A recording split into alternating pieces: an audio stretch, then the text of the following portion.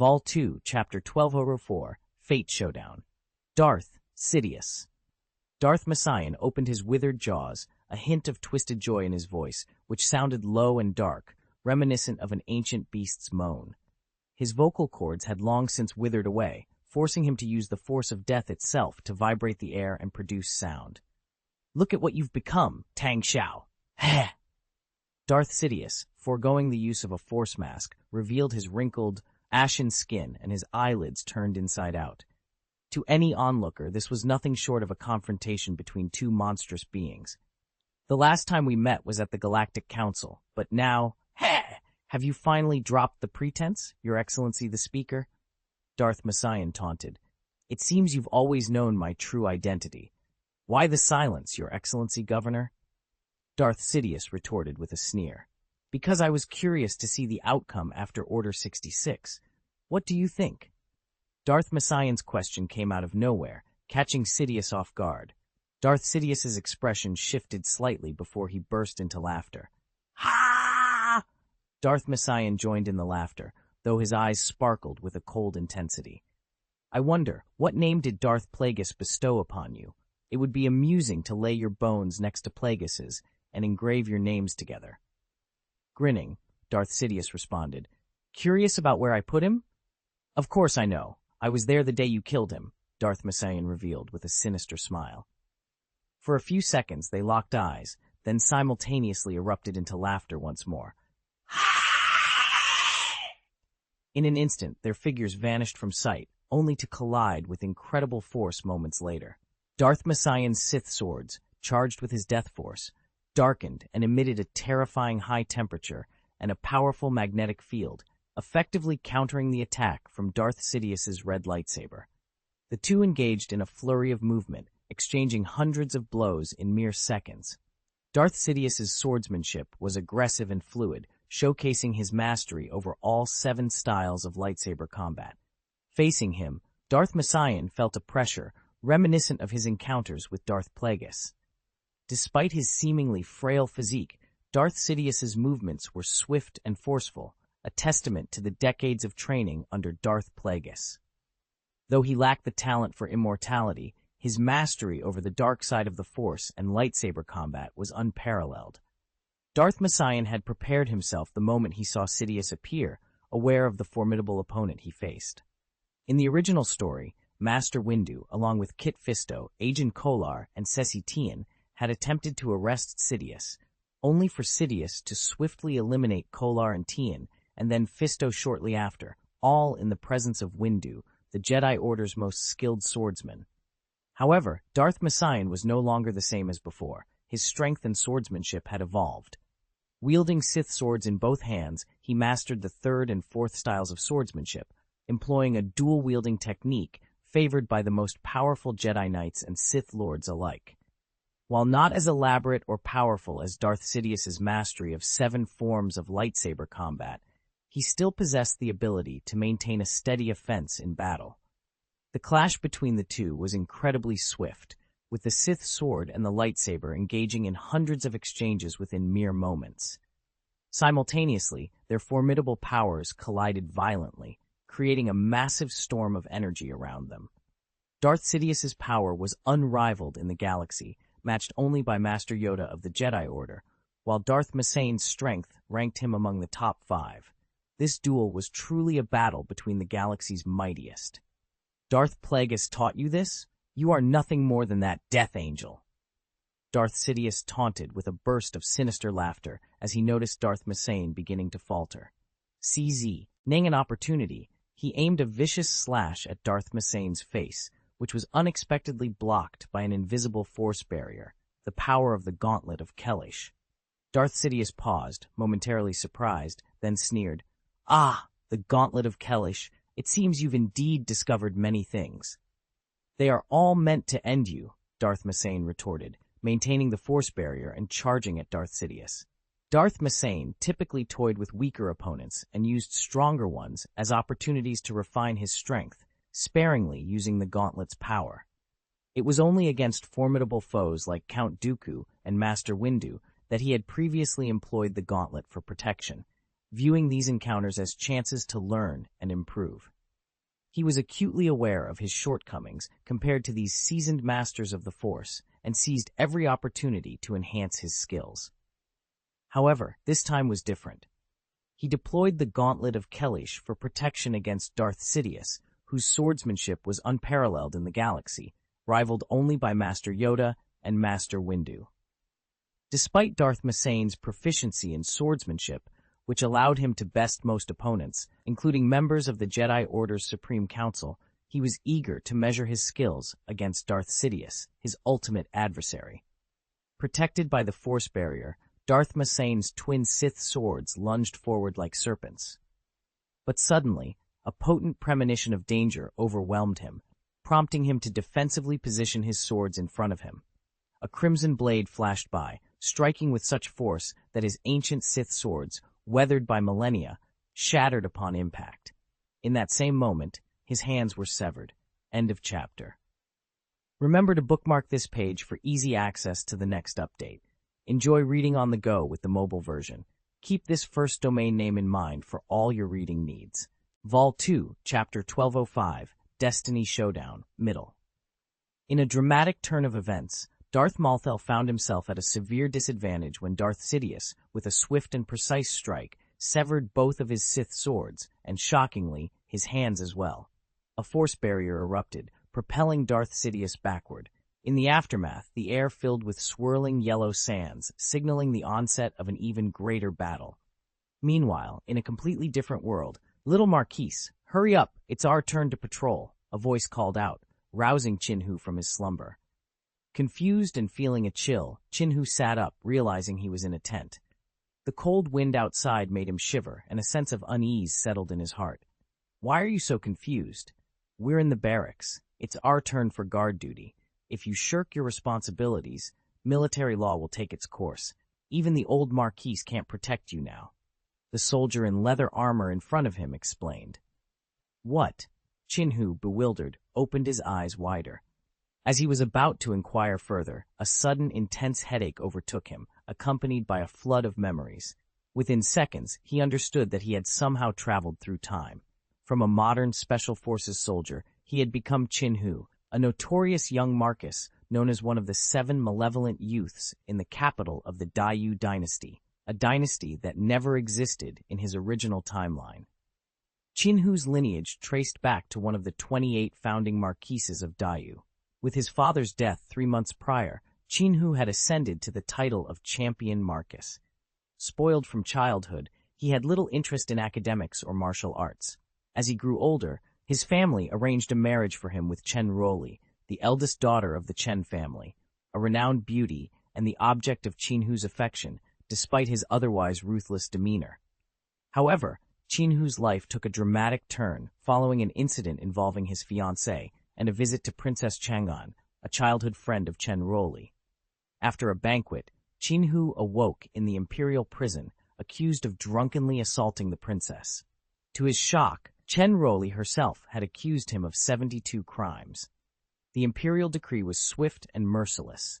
Though his ancestral merits spared him from death, he was sentenced to military service in Yuzhou, retaining his title only for future considerations. Assigned to the front lines, Chin-Hu realized he had fallen into a trap. The Chen family had long sought to dissolve their political marriage, and with Chin-Hu's reputation tarnished, they saw their chance. The death of the old Marquise only hastened their betrayal, culminating in a public divorce at the Morning Hall. Despite Chin-Hu's deep love for Chen Ruoli, she harbored nothing but disdain for him, leading to his downfall. The involvement of Princess Chang'an, Chin-Hu's cousin once removed, added another layer to the conspiracy.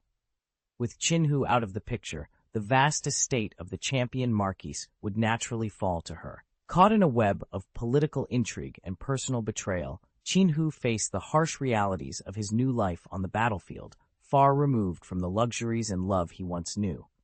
Each faction involved had played their part perfectly, leaving Chin-Hu to navigate the treacherous waters of fate and destiny alone. United in spirit, they swiftly bonded. Indeed, entering the Human was akin to delving into the depths of the sea, where numerous foes sought their demise. Chinon, do you think we can find a place sheltered from the wind? Under the luminous moonlight, the harsh north wind whistled fiercely, sweeping across the open field. It blew the torches, flickering on and off, its icy breath slicing through the air like countless knives against the skin. No, little Marquise, military law will address it, Qinhu replied, as he and Chinon huddled against the wind, rushing out of the camp and trudging through the heavy snow. The slender Chinon was inadvertently knocked over by the strong gusts. When the two Sen, tries, changing guard, saw them emerge, they exchanged smirks, extinguished the warm bonfire with handfuls of snow, and retreated into their tent. Damn, even the soldiers are against us, wanting us to freeze to death. This was a modest camp, comprising about 20 tents encircled by horse-drawn carriages, with the antlers at the entrance haphazardly arranged. According to Qinhu's recollections from a previous life, around 200 soldiers were stationed here, serving as the vanguard battalion under General Li Qin of the Yu dynasty, tasked with leading an expedition north against the ancient foe, the Liaodong kingdom. Cough, little Marquise, do you think we'll make it back alive? Chinon, curled up in the snow, his lips and face tinged blue, spoke weakly, as if on the brink of death. Qinhu felt a pang of guilt. Chinan's suffering was entirely due to his own entanglement in these affairs.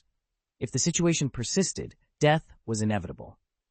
Their enemies had not struck in the courtroom, but had resorted to underhanded tactics in the barracks to ensure their demise. However, Qinhu was not one to resign himself to fate. Clearly framed, he was determined not to succumb without a fight.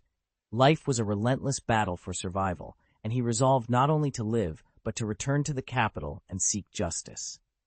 Chinan, how much money did we bring with us? He inquired. I don't have any banknotes, just 20 taels of silver.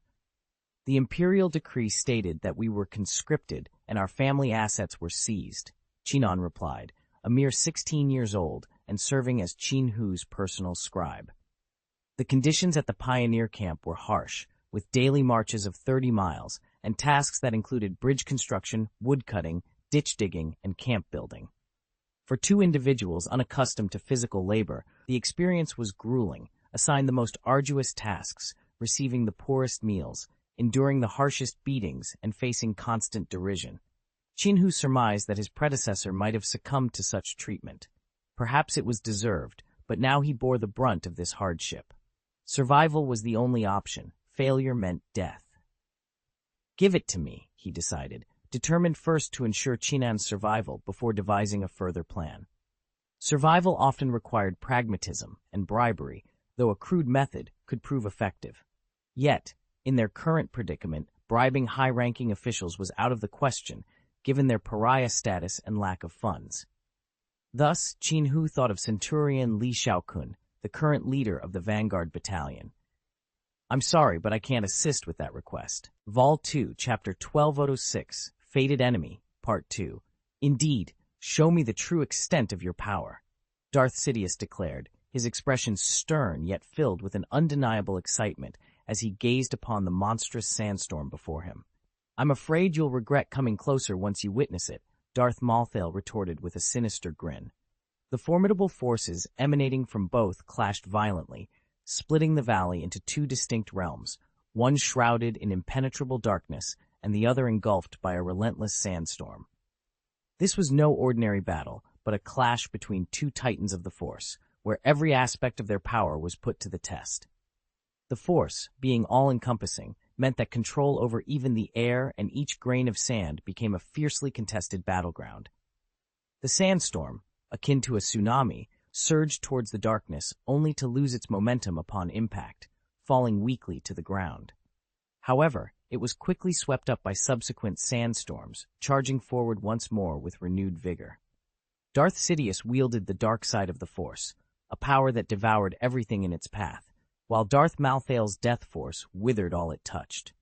Amidst their primary forces, Darth Sidious's lightning clashed with Darth Malthael's death ripples. Given the nature of their powers, there were no explosive energy outbursts.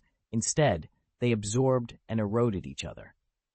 Darth Malthael seemed to have the upper hand, having recently completed a ritual that brought his death force to its peak. A cruel smile played on Darth Malthael's lips. You understand nothing of death, Darth Sidious, just as you are ignorant of life itself. Darth Sidious responded with maniacal laughter. Ha! At least I know you're on the brink of death. Coming to Korriban was your gravest mistake. Did you think I hadn't left my mark here? Ha! I'm actually quite pleased you sought me out alone, Darth Malthael said, his grin widening. The fleets of the Republic are far more troublesome than you. Just wait. Once you're dead, I'll place your corpse alongside your master's. Then, not even the Dawn Star can halt my army. Everything you and your master have schemed, including all that technology unearthed from obscurity, will be mine. Darth Sidious boasted, his laughter echoing wildly. Suddenly, he sensed something amiss. He was rapidly weakening, not in terms of his original force. His dark side force, akin to a black hole, remained potent, still countering Darth Malthael's death force and even gaining ground. Yet, he continued to weaken. Glancing down, Darth Sidious noticed his hands, save for the left palm previously destroyed by Darth Plagueis and replaced with a mechanical one, beginning to wither. Shocked, he realized that Darth Malthael's death force was silently affecting him amidst their clash, a phenomenon both unbelievable and unprecedented. Panicked and enraged, Darth Sidious retreated, but Darth Malthael seized the opportunity. Raising his finger, he summoned an overwhelming sandstorm, controlled by the death force. The storm wasn't alone. Countless skeletons and wraiths embedded within the yellow sand screamed as they reached for Darth Sidious. Reacting swiftly, Darth Sidious enveloped himself with the dark side force, yet found it insufficient to halt his vitality's drain. As Darth Malthael's death force loomed closer, a horrific scream pierced the air. Suddenly, another formidable force intervened, halting the death force in its tracks. This new force battled the encompassing sandstorm, and soon both forces subsided. Stunned and weakened, Darth Sidious staggered back, observing his now emaciated hands before lifting his gaze to Darth Malthael, his eyes burning with fury. He saw Darth Malthael standing there, unyielding, a testament to the intense and unforgiving nature of their conflict. Before him, the once skeletal figure had fully regenerated. Standing there was a man who appeared no older than 30, albeit with a pale complexion and an unsettling aura surrounding him. "You," he exclaimed. "Thank Ow for the 10 years of life, Darth Sidious." Darth Malthael said with a sinister smile. He then turned his gaze to the side, where the specter of Makar Ragnos hovered, accompanied by dozens of other ghostly figures. These were the spirits who had just saved Darth Sidious. Under normal circumstances, without their intervention, Darth Sidious could have been gravely injured, if not killed. It was ironic, Malthael thought, how these despised Sith monarchs had come to Sidious's aid. Despite their disdain for Sidious, a traditional Sith Lord, they had banded together against a common enemy. "I will return. To the Valley of the Dark Lords, I shall claim my throne," Malthael declared coldly. With a dramatic flourish of his black cloak, he conjured a terrifying sandstorm, vanishing as it subsided. Another voice lingered in the air. "And you, Makar Ragnos, I will desecrate your grave with fire, mark my words." Darth Sidious, left behind, attempted to address the departing spirits, but they faded away like mist, showing their reluctance to engage with him. It was a clear case of rejection. The shuttle journeyed to the gas giant of the Andor galaxy, docking at a small hangar platform via a concealed entryway. As the cabin door opened, a cascade of yellow sand spilled out, promptly attended to by maintenance and cleaning robots. Darth Malthael made a swift exit from the shuttle. His chief aide, Helmut Zemo, was there to greet him but was repelled by an unseen force. "Do not approach me," Malthael warned, "unless you wish to know what it feels like to be undead." He then commanded, "Begin preparations for the essence transfer immediately. Have the robots set everything up." Zemo bowed deeply, overwhelmed by Malthael's formidable presence. "As you wish, my lord. I will see to it at once." P.S. The Darth Malthael I initially envisioned was quite different. However, inspired by the deserts, undead, pyramids of Korriban, and while listening to the Prince of Persia soundtrack, I found myself drawn to this theme. The Sands of Time theme song, in particular, evoked images of Egypt, pyramids, and the undead before I even knew its origin. This setting, once embraced, has deeply moved me. Please remember the original domain name of this book. Vol 2, Chapter 1207, Half-Completed Goal. Darth Malthael opened his eyes once more, observing his hands with a keen interest. They appeared normal, even slightly more refined than those of an average person, devoid of the usual calluses. He could feel the power coursing through his body again, albeit the death force within him was significantly diminished. At this moment, his strength was comparable to that of an ordinary Jedi Knight. This was a new body, crafted through the meticulous process of transferring his consciousness and soul via the essence transfer technique. With the fusion and awakening of his death force, he had managed to retain some of his power through the transfer, though not in its entirety. Nevertheless, it was sufficient for self-defense. His original body was now in a state of meditation, hidden within a secret chamber deep within the Mothership. It required time to gradually assimilate the overwhelming force it contained. However, there was much to be done before he could afford the luxury of time. After mastering the death force, Darth Malthael found himself capable of more complex feats. For instance, he had severed a fragment of his soul, leaving it within his original body to maintain its meditative state. This fragment lacked consciousness or the capacity for thought. Its sole purpose was to sustain the body's meditation. This dual existence allowed him to manage two tasks simultaneously, one body to meditate and temper his strength, and the other, assuming the identity of Tang Xiao, to govern the fourth civilization. Yet, Darth Malthael's expression darkened as he sat up. The ritual was incomplete, only halfway finished due to Darth Sidious's interference. He had failed to conclude the final ceremony in the Valley of the Dark Lords, and thus had not ascended to the throne as king. Without completing the ceremony, he was not the Angel of Death, nor had he achieved demigod status. The intervention of the Sith King's ghosts, led by Maka Ragnos, had been unexpected. Despite their millennia of death, their power was formidable. Darth Malthael had not anticipated Darth Sidious's swift arrival, which could have been disastrous had Sidious attacked while he was engaged with the ghosts. Unaware of Darth Malthael's intentions on Korriban, Darth Sidious had chosen to avoid direct confrontation during the ceremony at the Sith Academy, opting instead to wait in the Valley of the Dark Lords. The undead at the Academy, driven by their lingering obsessions with power and knowledge, would have turned against Sidious had he attempted to disrupt the ceremony there. The clash between two immensely powerful Force users was a complex dance of foresight and interference, making it difficult for either to predict the other's future actions. Darth Malthael had nearly seized an opportunity to inflict severe injury on Sidious by exploiting his ignorance of the Death Force, only to be thwarted by Makar Ragnos' intervention. Although he had managed to drain approximately 10 years of Sidious's life force, a significant but not crippling loss given Sidious's robust vitality, Darth Malthael silently vowed revenge against the malevolent ghosts. Yet, despite the setbacks, Darth Malthael had achieved a partial victory. The integration of his dark side force and death force was complete, elevating him among the ranks of the most powerful. In this galaxy, the reliance on Little Klesh's gauntlet to compete with top experts like Earl Dooku and Master Windu seemed trivial compared to the formidable death force he now wielded. However, his swordsmanship, by comparison, had become a glaring weakness. Unwilling to abandon this skill, he resolved to craft a lightsaber for himself and dedicate time to honing his swordsmanship. At least, he mused with a sneer, rising from his bed. When Order 66 is executed and Master Yoda comes hunting, you, Your Excellency the Speaker, will certainly feel the sting. He dressed in the clothes he had laid out and stepped outside. My lord, your strength continues to grow.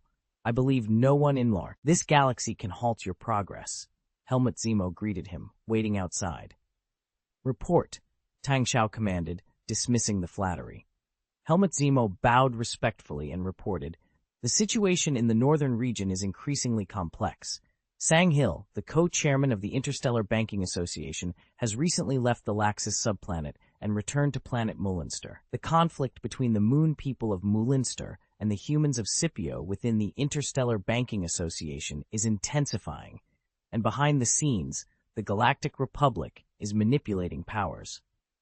And the Geth? Tang Xiao inquired.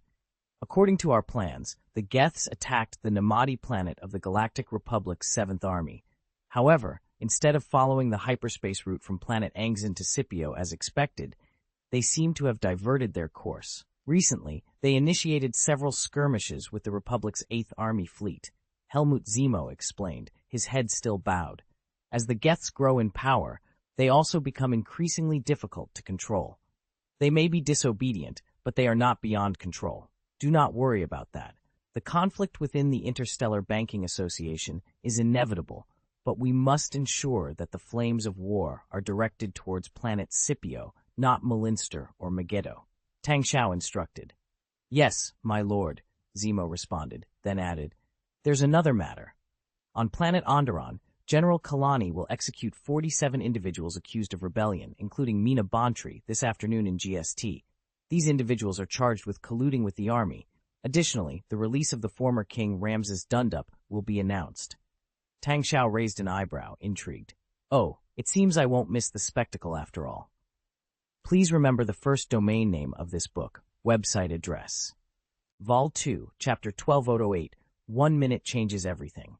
On the planet Onderon, in the capital city of Aziz, a dramatic scene unfolds in front of the Temple of Unity, the administrative heart of the planet.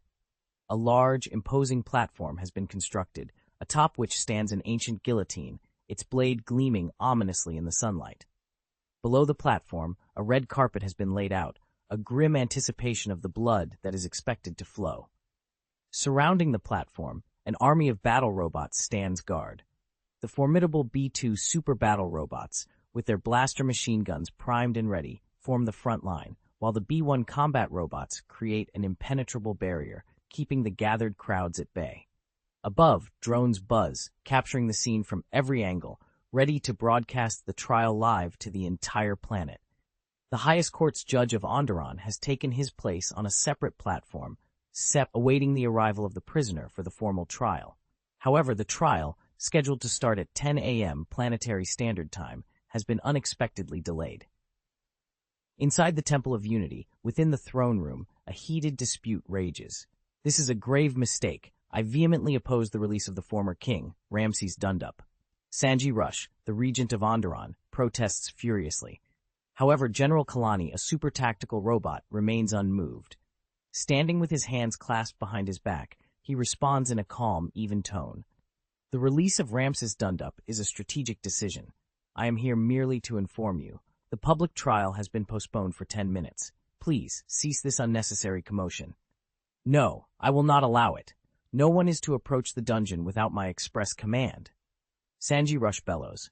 If the dungeon guard refuses to comply, I will have the destroyer robot clear the path. General Kalani states matter-of-factly. Don't forget, I am the king of this planet. The decision to release Dundup rests with me, Sanji Rush asserts.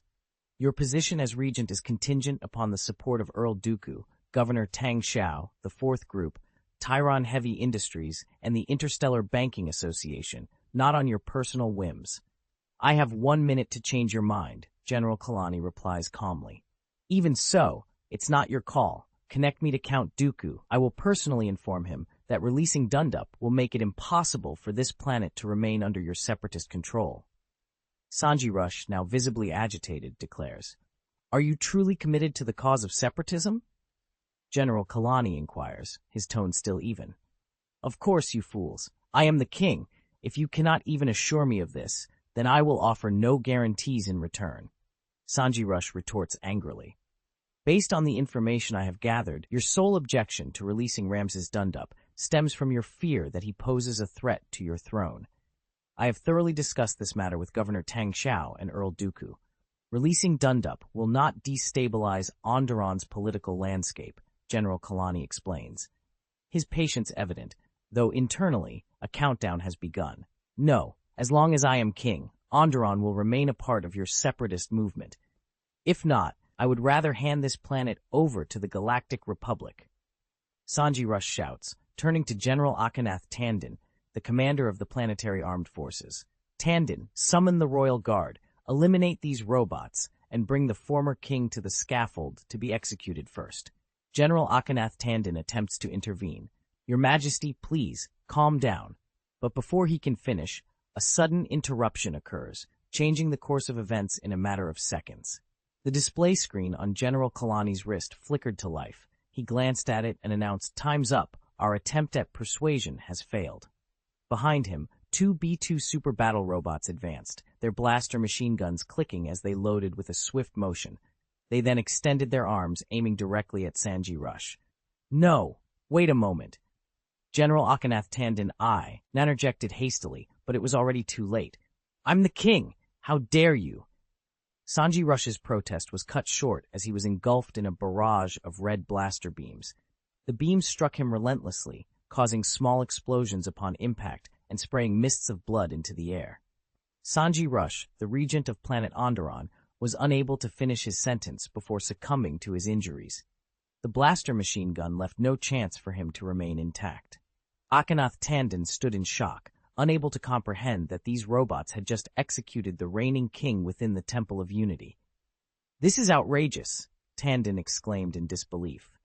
"The stability of the planet now rests on your shoulders, so I advise you to remain calm," General Kalani responded, his tone now one of persuasion, despite having just ordered the execution.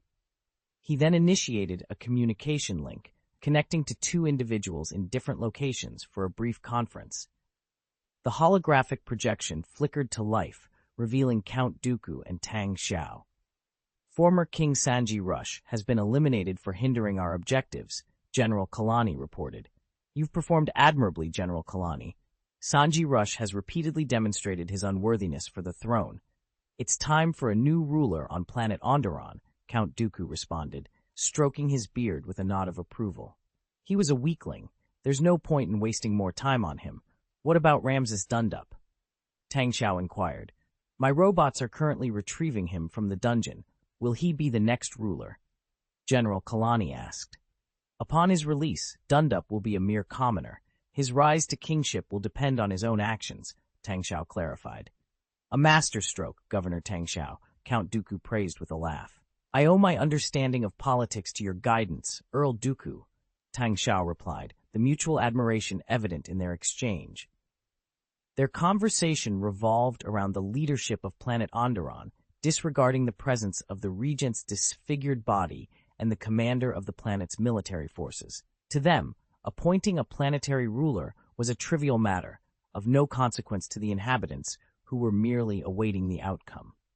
Count Dooku then shifted the topic to Tang Xiao, expressing his curiosity about Mina Bontri's fate.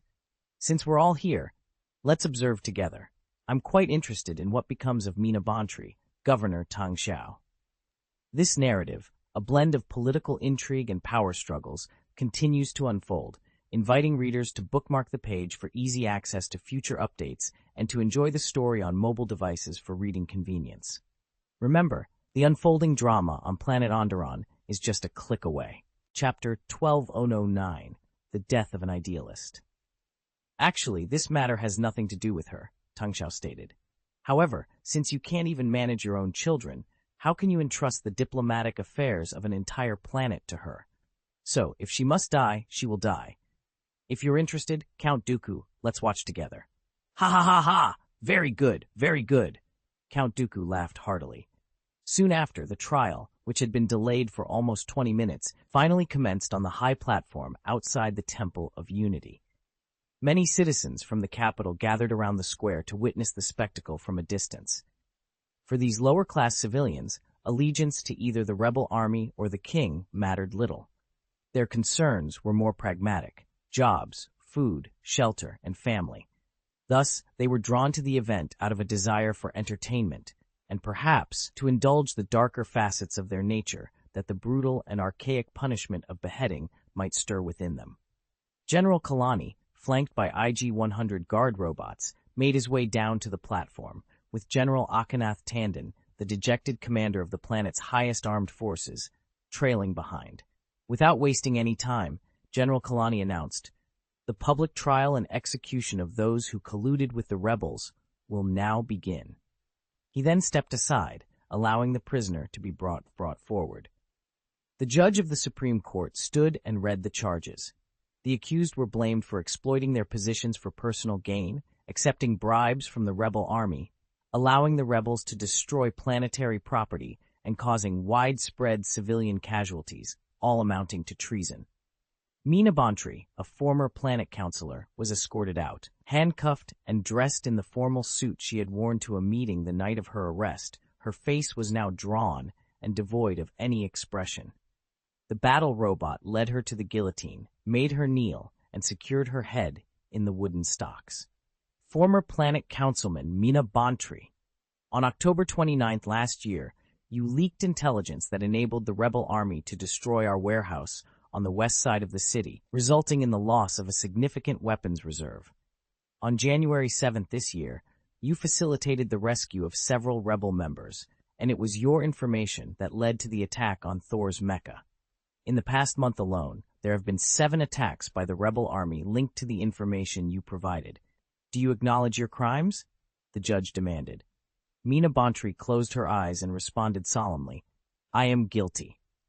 I leaked all this information of my own volition, and it had nothing to do with anyone else. I am willing to bear all the guilt. In an inconspicuous corner of the crowd, Luke Bontry was cloaked from head to toe, concealing his identity. He watched the trial from afar, witnessing his mother on the stage, accepting full responsibility for crimes he knew too well were his own doing. His shoulders shook violently, tears streamed down his face, and a silent scream tore through his heart. She knew it was all him. Why would she plead guilty? Why? He watched as his mother, once a proud member of the Planetary Council, was now kneeling like the most abject of slaves, her head locked in the stocks. Why? Didn't she realize? A voice seemed to whisper in his heart, seeking answers he couldn't provide. I'm sorry, I'm sorry, I'm sorry. Luke could only repeat these words, overwhelmed by regret. He wished he could undo everything, wished it had never happened. He regretted ever meeting Saw Gerrera, being persuaded to join the rebel army, hacking into his mother's computer to steal information and providing it to the rebels. And he knew, deep down, it wasn't for the money. Saw Gerrera offered him a few words of praise, yet he provided no tangible support. Despite this, Luke Bontry remained convinced that his actions were for the righteousness of the planet and the freedom of his people. According to your crime, you will be sentenced to death. Execute immediately. Do you have any last words? The judge declared. Luke Bontry, engulfed in despair, fixated on the stage, repeatedly murmuring, Who will save her? Who will save her? He yearned for a miraculous savior to rescue his mother, but he knew deep down it was a futile hope. After a planned raid on Thor's mecha was ambushed, resulting in severe losses, the rebels deemed it a betrayal orchestrated by Luke's. Saw Gerrera went as far as to accuse him of deliberately providing false information, leading them into a trap. Consequently, there was no chance the rebels would intervene to save his mother. The Jedi? They had long departed. The Republic? Despite their covert support for the rebels, they had no intention of deploying troops. There was no one left to save Mina Bontry. On the stage, Mina Bontry proclaimed loudly, It's not your fault, Luke's. You were right. Look around us. These robots control the entire planet. To them, kings and counselors are merely disposable tools. You were right, Luke's. Stay true to your path. However, Earl Dooku, observing from afar, decided it was time to silence her. With a simple gesture on the holographic projection, an IG-100 guard robot pressed a button, sealing her fate. As Mina Bontry closed her eyes, a flood of memories washed over her. Her time as a teacher on Naboo alongside Padme Amidala, her role in the Onderon delegation on Coruscant, her tenure as a counselor following the Sanji Rush coup, her unwavering support for Count Dooku at the outbreak of war, her efforts for peace upon recognizing the war's atrocities, her alliance with the Ring faction upon Anal Tim's return, and finally, her last argument with her son, Luke Bontry. All her dreams and realities now reduced to nothing. A single tear escaped her eye as she thought, I'm not ready to let go. In an instant, the guillotine blade descended with a swift motion. Blood sprayed, and her severed head rolled to the ground. The headless body collapsed, its blood soaking the red carpet even further. Ha! The traitor has finally been punished, Earl Dooku exclaimed with a laugh. A pity, but she brought this upon herself, Tang Xiao remarked coldly. Her last attempt to disrupt the political landscape of our independent galaxy confederation with that absurd peace initiative warranted death. Your Excellency, Governor, your leniency was misplaced, Earl Dooku added, chuckling. This only confirms your foresight, Earl Dooku, Tang Xiao said, a sly smile creeping across his face. He then turned to Dooku, adding, "Clearly, we need to strategize further, don't we, Your Excellency, Governor?" Dooku's smile vanished, replaced by a similarly enigmatic expression. Meanwhile, in another part of the audience, the rebel soldier Stella Gerrera urgently spoke to her comrades. "Quick, we must find Lukes. We've wronged him. He and his mother, Mina Bontry, were merely pawns. We cannot let Lukes drown in despair." "We saw him over there a moment ago and have already sent someone," another soldier replied. "He's gone," a breathless warrior reported, having just arrived. "He was seen leaving, blending into the crowd. We've lost him. We must find him. I can feel the despair in his heart. We cannot abandon him," Stella asserted with determination. In a dark corner, Saw Gerrera, cloaked and concealed, observed the unfolding events with a complex mix of emotions. On the stage, his expression was icy, his eyes filled with a dark gloom. No, it shouldn't have ended this way. On board the spaceship, Anakin Skywalker, having just witnessed the brutal murder of Mina Bontry, ran his fingers through his hair in frustration. He was familiar with Mina Bontry. Before the outbreak of the war, he had been tasked with escorting Padme Amidala to leave the planet Coruscant in secrecy. His involvement in the search for the missing robot, as well as his participation in the peace advocacy movement, had deepened his understanding and appreciation of Mina Bontry's efforts. It was this very appreciation that had led him to trust the information provided by Luke's Bontry, under the assumption it was a covert directive from Mina herself. However, the sight of Mina Bontry's decapitated body, her blood painting the scene, made it clear she had been unaware. This was the worst-case scenario. "We've made a grave mistake, in more ways than one," Anakin said, his voice heavy with regret. "Our only option now is to report back to the Galactic Republic and provide more support to Saw Gerrera." However, his apprentice, Ahsoka Tano, gazed out the window, her voice tinged with doubt. "Do you still believe in Saw Gerrera, Master?" "Despite his temper, he's a courageous fighter," Anakin defended. Ahsoka continued to stare at the planet Onderon, now a shrinking dot in the distance, and murmured, "After we report to the Republic, the likely outcome will be the deployment of troops." "Indeed," Anakin acknowledged. "Then, ultimately, the fate of this planet will be out of its inhabitants' hands," she concluded somberly. Attachment 1 of Easter egg chapter Mina Bontry, an Idealist. Please remember the original domain name of this book. Vol 2, Chapter 1210, Resort to Force.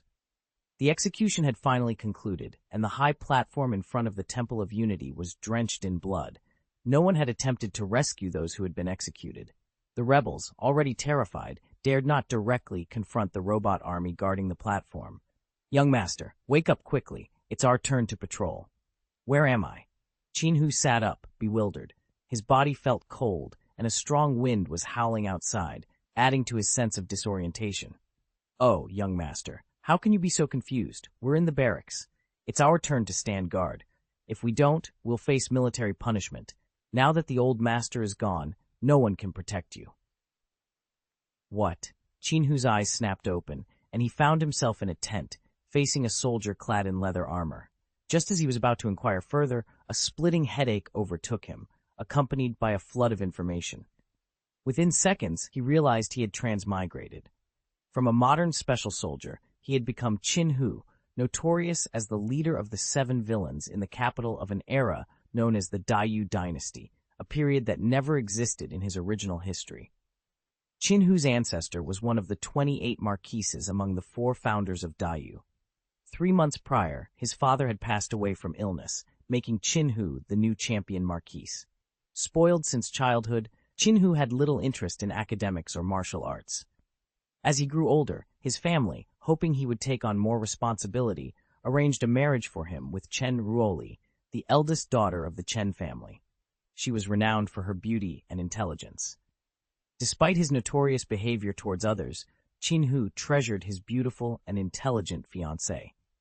However, tragedy struck when he took his fiancée to pay respects to Princess Chang'an, a childhood friend of Chen Ruoli. After a banquet arranged by the princess, Chin-Hu, having drunk excessively, woke up in the prison of the Inner Guard, accused of making improper advances towards the princess while intoxicated. Adding to his shock, Chen Roli had penned a letter accusing Qin Hu of 72 crimes, each claim well substantiated. Reeling from the accusations, Qin Hu was soon informed by an imperial decree that due to his ancestors' meritorious service, he would be spared the death penalty, but could not escape punishment. He was swiftly dispatched to the front lines in Yuzhou, directly into the heat of battle. As Qin Hu pieced together these memories, he realized he had fallen into a trap. The Chen family had long sought to sever ties with him. The marriage between the Qin and Chen families had been a political alliance, each hoping to strengthen their influence. However, Qin Hu's dissolute lifestyle had brought shame upon his family, a stark contrast to the heroic champions of previous generations who had commanded immense respect in the army. With the death of the old Marquise, the Chen family saw an opportunity to publicly disassociate from Qin Hu, even going so far as to stage a scene of breaking off the engagement at the morning hall. Despite Qin Hu's deep affection for Chen Roli, she had grown to despise him, viewing him as nothing more than a villain. The situation with Princess Chang'an was simpler. As Qin Hu's cousin, her motives were clear. With Qin Hu out of the picture, the vast wealth of the champion Marquise's estate would naturally fall into her hands. Caught in a web of political intrigue and personal betrayal, Qin Hu realized he must navigate this unfamiliar world with caution. His survival and the preservation of his family's legacy depended on it. In the shadow of the cousins' machinations, various factions, each with their own agendas, had swiftly aligned their interests, forming a precarious alliance. It became evident to Qin Hu that once he was entangled with the Hao family, escaping their web would be as challenging as escaping the depths of the ocean. It seemed a multitude of people were eager to see him dead. "Qinan, do you think we should find a place to take cover?" Qin Hu asked under the bright moonlight.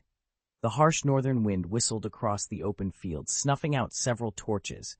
The wind felt like countless knives slicing through the skin. "There's no way, young master. You'd be subjected to military law," Qinan replied, as they both huddled against the wind, rushing out of the camp and trudging through the thick snow. Qinan, slight of build, was nearly knocked over by the fierce wind. Noticing their departure, two sentinels exchanging shifts exchanged sly smiles. They scooped up handfuls of snow to extinguish the bonfire meant for warmth before retreating into their tent.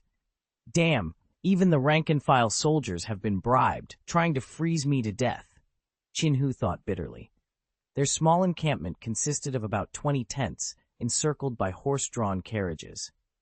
Notably absent were the defensive structures typically seen outside such camps, leaving the area exposed and without natural defenses.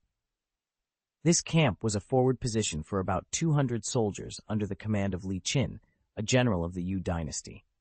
Their mission was to advance on the Liaodong kingdom, a long-standing adversary of the Yu dynasty. "Young master, do you think we'll make it back alive?" Qinan asked, curled up in the snow, his lips and face tinged blue from the cold. His voice was weak, betraying his dire state. Qin Hu felt a pang of guilt. Qinan's suffering was a direct result of his own predicament. If their situation didn't improve, they were both doomed. It seemed their enemies preferred to see Qin Hu perish in the barracks rather than execute him outright.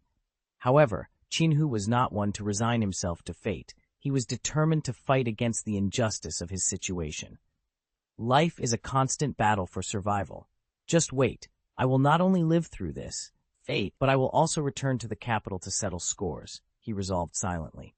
"Qinan, how much money did we bring with us?" Qin Hu inquired, already formulating a plan. "I don't have any banknotes left. I only have 20 taels of silver.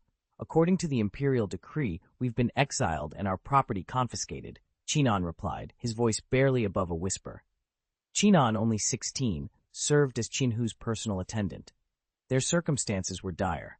The pioneer battalion, in which they were serving, had been marching 30 miles a day, tasked with grueling labor such as road construction, bridge building, wood chopping, and camp setup. For two individuals unaccustomed to such physical labor, the days were filled with exhaustion, poor meals, harsh treatment, and constant frustration. Qin Hu suspected his predecessor might have succumbed to such hardships, a fate he now faced. Yet, he was determined not to meet the same end. "Give me the silver," he decided, prioritizing Chinon's survival before devising their next move. Survival in their situation boiled down to leveraging whatever resources they had, primarily through bribery. While crude, this approach often proved effective. However, bribing high-ranking officials was out of the question, given his current status and lack of substantial funds. A plan began to form in Qinhu's mind, centering on Centurion Li Xiaokun, the leader of the Pioneer Battalion. Perhaps, through him, they could find a way to survive this ordeal. Note: the promotional content and website references have been omitted for coherence and to maintain focus on the narrative. I'm sorry, but I can't assist with that request. Chapter 1211, Be My Apprentice, Superior. Anakin Skywalker gazed at his mother, Shmi Skywalker, with a profound sadness in his eyes. He walked forward, undeterred by the scent of decay that clung to her, knelt on one knee, and rested his head on her lap in a long, silent vigil. Master, it is medically impossible for your mother to be alive. Her heartbeat is less than 10 times per minute, C-3PO explained, standing to the side. Per Rock Johnson's instructions, we've been placing her in back-to-tanks regularly for physical recovery. Despite this, her body has only just managed to persist until now. Anakin stood, his voice deep and filled with a mix of determination and sorrow. Her memory is trapped 10 years in the past, indicating significant brain damage. She has lost all memory of the last decade. Moreover, since the war began and the Death Angel intervened, she hasn't formed any new memories. Essentially, her body has ceased to function. You mean she's dead? C-3PO asked, his hands raised in a gesture of despair. Oh, my programming doesn't allow me to express the depth of sadness this warrants. I can't even cry. I'm so sorry, Master. It's truly tragic. Anakin nodded solemnly, then pressed further. Are you absolutely certain that she was dead before the Death Angel's arrival 2 years ago? Master, you've asked me this before. Yes, she was indeed dead at that time. Her heart had stopped, and her cerebral cortex was inactive. It was about an hour later that the man in the black cloak arrived, C-3PO confirmed. Rock Johnson interjected. There have been a couple of attempts recently by individuals wanting to pay their respects to your mother, but I've turned them away. Perhaps they were sent by the speaker. I'll make sure he doesn't send anyone else. Taking my mother into my care was a breach of the Jedi Code, and it must remain a secret, Anakin resolved. I'll ensure her safety, Rock Johnson assured him. You may leave now. I wish to spend a moment alone with my mother, Anakin requested. As Rock Johnson left, C-3PO continued to mutter, No, I still think we should move her to the west side of the hill, where the sun shines. Hey, Mr. Johnson, please, my arm connectors will break if you pull them. Anakin remained silent before his mother for a long while, wrestling with his thoughts. Eventually, he made a decision, squatted down, and with a gentle push, opened a secret compartment next to the wheelchair, revealing a small chip. He inserted the chip into his communicator and dialed a secret frequency. After a lengthy connection process, a holographic projection flickered to life, revealing a man in his 30s with a cold demeanor. Death Angel. Tang Xiao, Anakin said, his voice laced with anger. Tang Xiao, however, responded with a light smile. It seems informing Obi-Wan Kenobi about this wasn't such a bad idea. You see, when you called me during a meeting, it saved me the trouble of having to excuse myself. You're responsible for the deaths of Obi-Wan Kenobi, Adi Gallia, Ithkos, Akin Korra. I will avenge them, Anakin declared fiercely. You Jedi Knights are always so dramatic. I was in the middle of a meeting, Tang Xiao remarked, tilting the projection to show a group of people discussing matters behind him. He quickly moved the camera away, cutting short Anakin's chance to see more, then continued. You've made quite a name for yourself, Anakin Skywalker. Your secret activities on the planet Onderon, the lives you've taken, even Mina Bontry fell by your hand. So it seems Jedi Knights are not so different, wielding death as deftly as a knife. Today, we're here to clean up your mess. I never went to the planet Onderon, Anakin protested, his face paling as he realized the gravity of the accusation and began to ponder who could have leaked such information, given his cautious approach. Throughout the journey, Tang Xiao was confident that his existence was known only to a few of the most loyal high-level rebels. Yet he boldly claimed responsibility for actions that were supposedly secret. Why? Who could have possibly leaked the information, he wondered. Is resorting to such a clumsy lie really amusing to you, Anakin? You're acting quite childishly, even more so than I am, Tang Xiao said, spreading his hands in a gesture of mock innocence. Look, there comes a time when one must own up to their actions. It would be disingenuous of me to deny being the so-called dead angel, wouldn't it? Anakin took a deep breath, deciding it was futile to argue with the eloquent Sith Lord. It was clear that he would only end up embarrassing himself further. In a low voice, he asked, "What have you done to my mother?" "I've been awaiting your contact for 2 years," Tang Xiao replied, raising 2 fingers and adopting a tone laced with mockery. "It seems you haven't been overly concerned about your mother's well-being." "I could never trust a Sith Lord," Anakin retorted sharply. "Then, why seek me out?" "Unless, of course, you're hoping to borrow money," Tang Xiao teased, fully aware of the reason. "Ah, yes, the Bacta liquid is quite costly. You've been using it to treat your mother, but the stipend from the Jedi Order hardly covers the expense. I suppose you're too proud to ask Padme Amidala for financial help, leaving you no choice but to turn to me, correct?"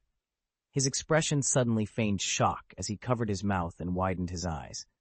"Ah, you haven't actually asked Padme for money, have you?" Anakin's ears reddened as he defensively replied, "I've written an IOU. And how do you plan to repay her? By offering her 1,000 credits for each night you spend together?" Tang Xiao sneered, his words dripping with contempt. "That's enough, you vile bastard."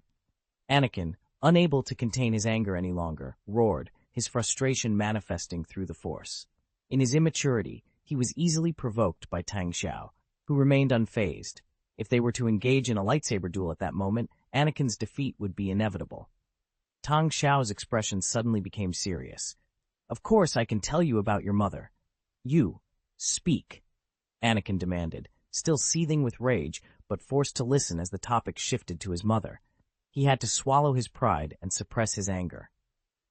"Initially, I was following a signal from a lost T-850 robot and decided to take a detour to Tatooine. It was purely by chance that I found your mother there, under the care of that T-850, Tang Xiao explained. Unfortunately, by the time I found her, she had already passed away, her body stiff with rigor mortis. Anakin's expression darkened, but he remained silent, allowing Tang Xiao to continue.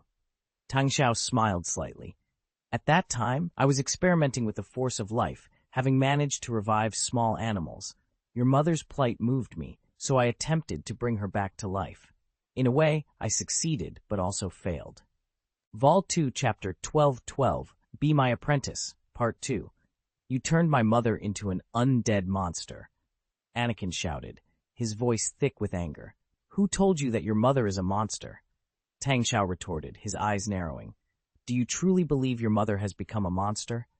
I'm not here to exchange clever words with you. I demand justice for what you've done, Anakin yelled, his frustration evident.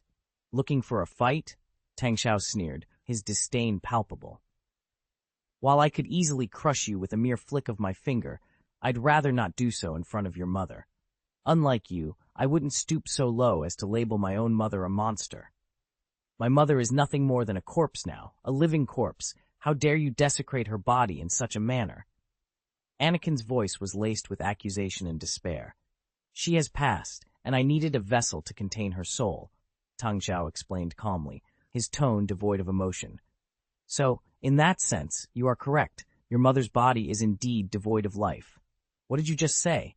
Anakin's voice faltered, confusion and shock taking hold. A sly smile crept onto Tang Xiao's face. Let me clarify. Your mother is not truly dead. My resurrection technique was imperfect, but it succeeded in preserving her soul within her deceased body. Unfortunately, due to the time elapsed since her death, her brain suffered irreversible damage from lack of oxygen, resulting in significant memory loss. Anakin struggled to process Tang Xiao's revelation. Allow me to be more direct, Tang Xiao continued. The so-called resurrection technique is, in reality, a myth. For us Sith, it's merely a facet of Sith magic. My current research focuses on essence transfer, a method of transferring a person's soul and essence into another body. This technique offers a form of immortality. At the time, I couldn't fully resurrect your mother, but I managed to preserve her soul. With the completion of the essence transfer technique, her soul can be moved to a new body, achieving true resurrection, Tang Xiao concluded, observing Anakin's reaction closely. Anakin was stunned. He had imagined countless scenarios, but never expected Tang Xiao to openly admit to his actions and explain the principles behind his mother's resurrection. Since when had the Sith Lord become so forthcoming? Or was Tang Xiao not the villain he had assumed? After a moment of contemplation, Anakin's expression darkened. So, my mother is really not dead? Correct. Her current state is due to her body's demise. Her soul is unable to control it, leading to her present condition. Completing the essence transfer will allow her soul to inhabit a new body, restoring her to normal. Tang Xiao explained with a smile, appearing friendly yet deceitful. However, Tang Xiao's explanation was misleading. Essence transfer and resurrection were entirely unrelated concepts. He had simply exploited Anakin's lack of knowledge about Sith magic to mislead him. In truth, Tang Xiao's attempt to resurrect Shmi Skywalker had resulted in her becoming akin to a walking dead. Currently, Tang Xiao was capable of performing essence transfer on ordinary individuals, as demonstrated by the elite pilots of the Fourth Civilization who had participated in the rebirth plan. However, considering Shmi Skywalker's condition, even if essence transfer were applied, the best outcome would be a slightly more animated version of her current state. How could you do such a thing? A Sith Lord should only crave destruction, Anakin said, still struggling to accept the truth. Ah, this brings me to my master, Darth Plagueis, Tang Xiao said with a smile. He then signaled to an assistant, who brought over a small white mouse. As Tang Xiao immobilized the mouse with the Force, he picked up a scalpel and prepared to demonstrate his point, cutting a deep wound on the mouse's body to illustrate the potential of his dark arts. Tang Xiao paused for a moment before continuing. My master has dedicated his life to researching and mastering the essence of life. He has and discovered how to use the Force to heal wounds and, more astonishingly, to create life. As he spoke, he gently stroked a small white mouse, channeling the life-giving Force into its body. The fatal wound that had penetrated its internal organs began to heal miraculously. In just over 10 seconds, the mouse, which had been gravely injured, started to scamper around energetically. And I, having inherited his research, am naturally capable of performing these basic feats, Tang Xiao added. Oh, and my master has another apprentice. If you ever hear someone discussing the principles of life and the Force, it's likely him. Without explicitly naming him, Tang Xiao subtly implicated Darth Sidious in his narrative. He then addressed a common misconception. It's true that the Sith are often associated with destruction and chaos. However, when it comes to life, the perspective shifts, because life and death are two sides of the same coin. Demonstrating his point, Tang Xiao pointed at the mouse, and its body instantly withered, its flesh turning to dust and leaving behind a decaying skeleton that still twitched. Looking up at Anakin Skywalker, Tang Xiao's smile grew colder. Life and death are inseparable. Who said that life must only be associated with light? In the grand scheme of things, all beings are equal in the face of life and death. He then attempted to revive the mouse once more, and flesh and blood began to regrow on the skeleton. However, within seconds, the partially regenerated body collapsed into dust, showing no further signs of life. As you can see, my abilities are still limited. I have much to learn about the balance between life and death, Tang Xiao admitted. Anakin, struggling with his emotions, demanded, Then why resurrect my mother? I refuse to believe your actions were driven by mere sympathy. Tang Xiao revealed a deeper connection. In a way, my master, Darth Plagueis, should be considered, let's say, your adoptive father. Anakin reacted with anger. You expect me to accept a thief as my father? Ridiculous and despicable. There's an incident from 22 years ago that's connected to all this, but there are details I cannot disclose to you yet, Tang Xiao cryptically mentioned, piquing Anakin's curiosity. What do you want from me? Anakin demanded. Tang Xiao offered a slight smile, extending his hand to Anakin. I need your help, Anakin Skywalker. You have yet to realize the full extent of your potential. In this galaxy, no one's talent rivals yours, not even mine. Join me, become my apprentice, and together we will unravel the mysteries of life. We will conquer the very essence of existence, and in doing so, eliminate all sorrow and separation. Please remember the original domain name of this book. Chapter 1213, Motherly Love. Adore you as a teacher? In the past, Anakin Skywalker would have scoffed at such a suggestion, perhaps even drawn his lightsaber in defiance. But now he found himself stunned. That's right, become my apprentice. I will teach you the force of life. Only then will you possess the ability to save those around you. Tang Xiao's voice was enticing, rich with promise. You've glimpsed fragments of the future through the Force, haven't you? So, tell me, what did your dreams reveal? Anakin's expression darkened, and he took a step back, his voice sharp. Shut up! He was taken aback that this stranger, this dead angel, seemed to know him so intimately, as if all his secrets were laid bare. And now, he even knew about Anakin's nightmares. As I've said, the original Force has revealed much to me. Tang Xiao casually attributed his knowledge to the Force, a tactic that seemed to work, given others' willingness to believe. Your understanding of the original Force is still superficial. You don't even grasp the extent of your potential, but I can guide you to transcend life and death. In our universe, I will reign supreme, and together we can escape the cycle of life and death and achieve eternal life. No! Anakin's yell was furious, his eyes reddening, almost bloodshot with emotion. Never, never, you despicable Sith, never. Despite the thousands of voices in his head urging him to accept Tang Xiao's offer, the light within his heart prevailed.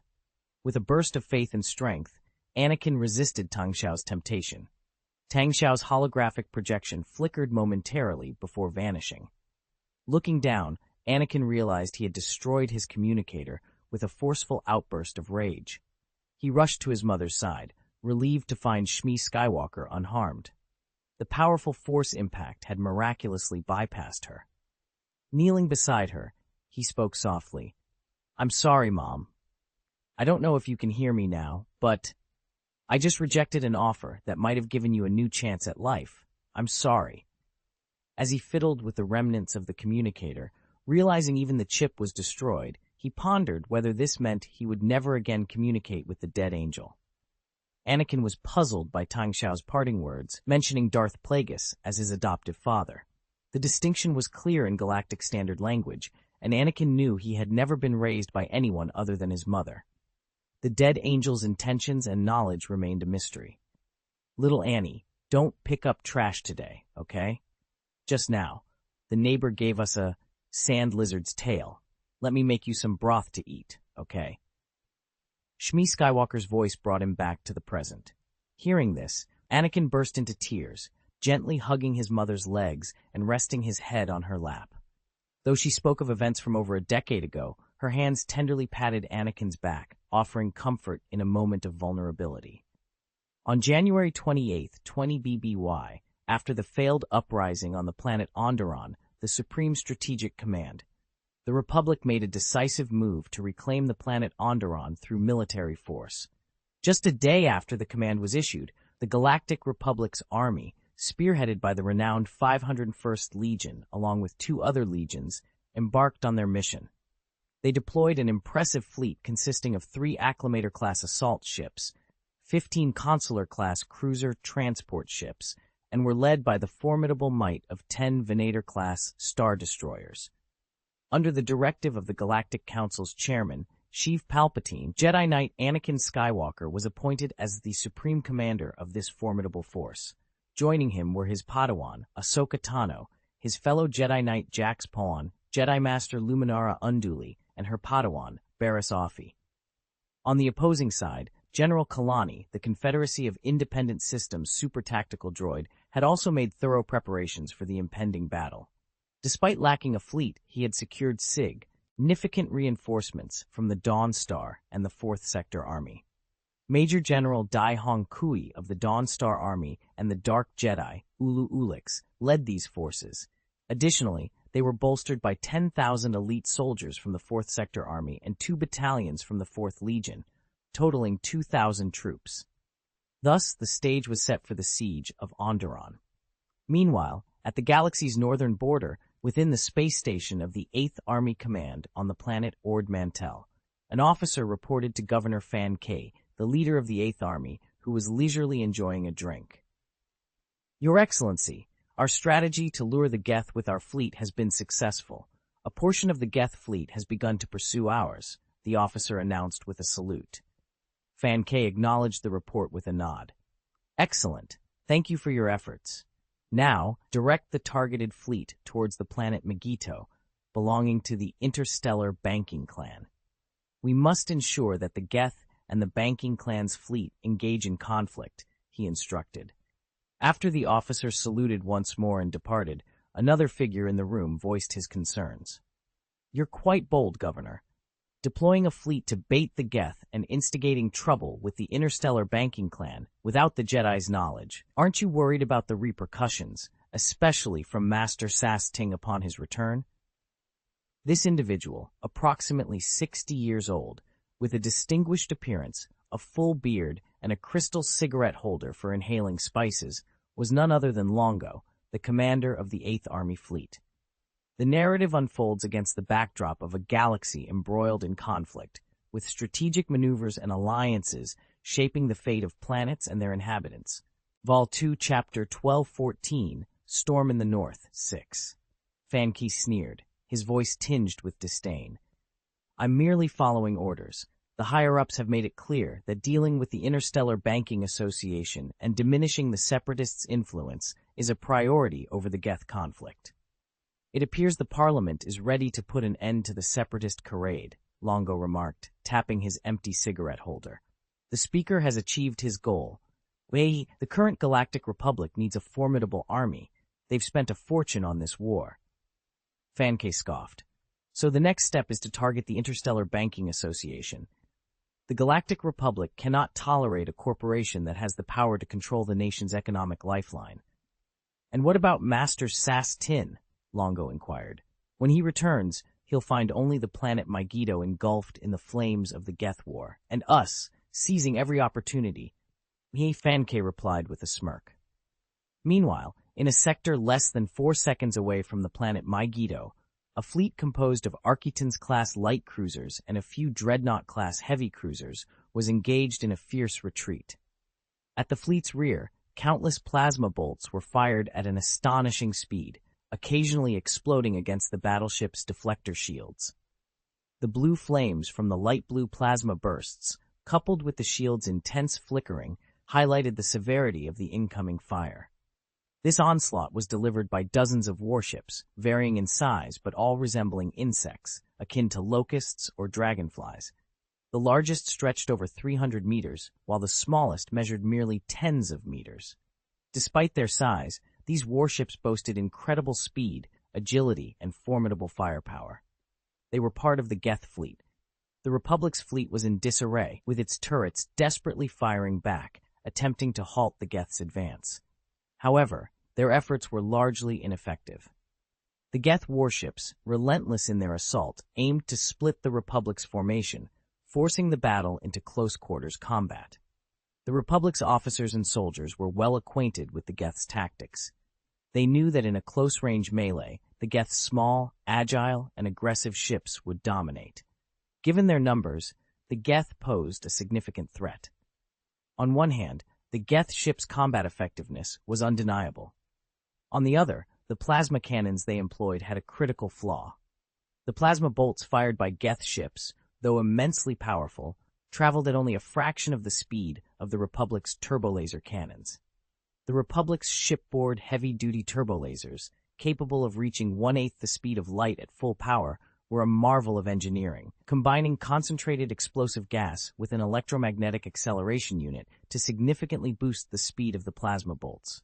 Thus, the Republic's main firepower system comprised both powerful turbolasers and light-speed laser cannons. In contrast, the Geth's approach with their plasma cannons was more straightforward and brutal, focus on power. Their philosophy was simple. If a shot hits, it's devastating. In every engagement, the Geth ships were always the aggressors, leveraging their raw firepower to overwhelm their opponents. In a daring maneuver, the commander of the Republic fleet, tasked with drawing the enemy's attention, deployed all carrier-based aircraft as a last-ditch effort. He instructed the fighter pilots to launch an offensive against the Geth warships, providing cover for the battleships. However, once the fighters were airborne, he ordered the navigators to retreat and jump into hyperspace without a second thought. Amidst the cries and protests of the abandoned fighter pilots, the fleet managed to escape the clutches of the Geth fleet and safely entered hyperspace. As the brilliant streaks of light from hyperspace travel faded, the fleet emerged into the vastness of space, greeted by the sight of a planet gleaming like a jewel under the light of a nearby star. This planet was Makito, the headquarters of the Interstellar Banking Association.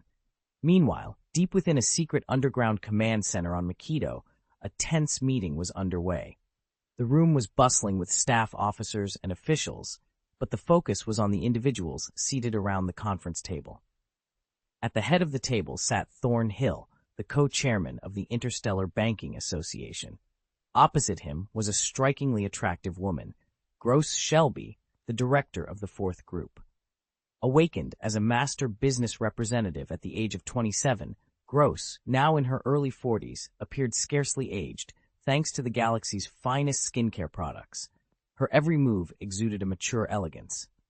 Gross Shelby had long considered herself devoted to Tang Xiao, despite knowing his lack of affection for her. No one understood Tang Xiao's cold-heartedness or his ambitions better than she did.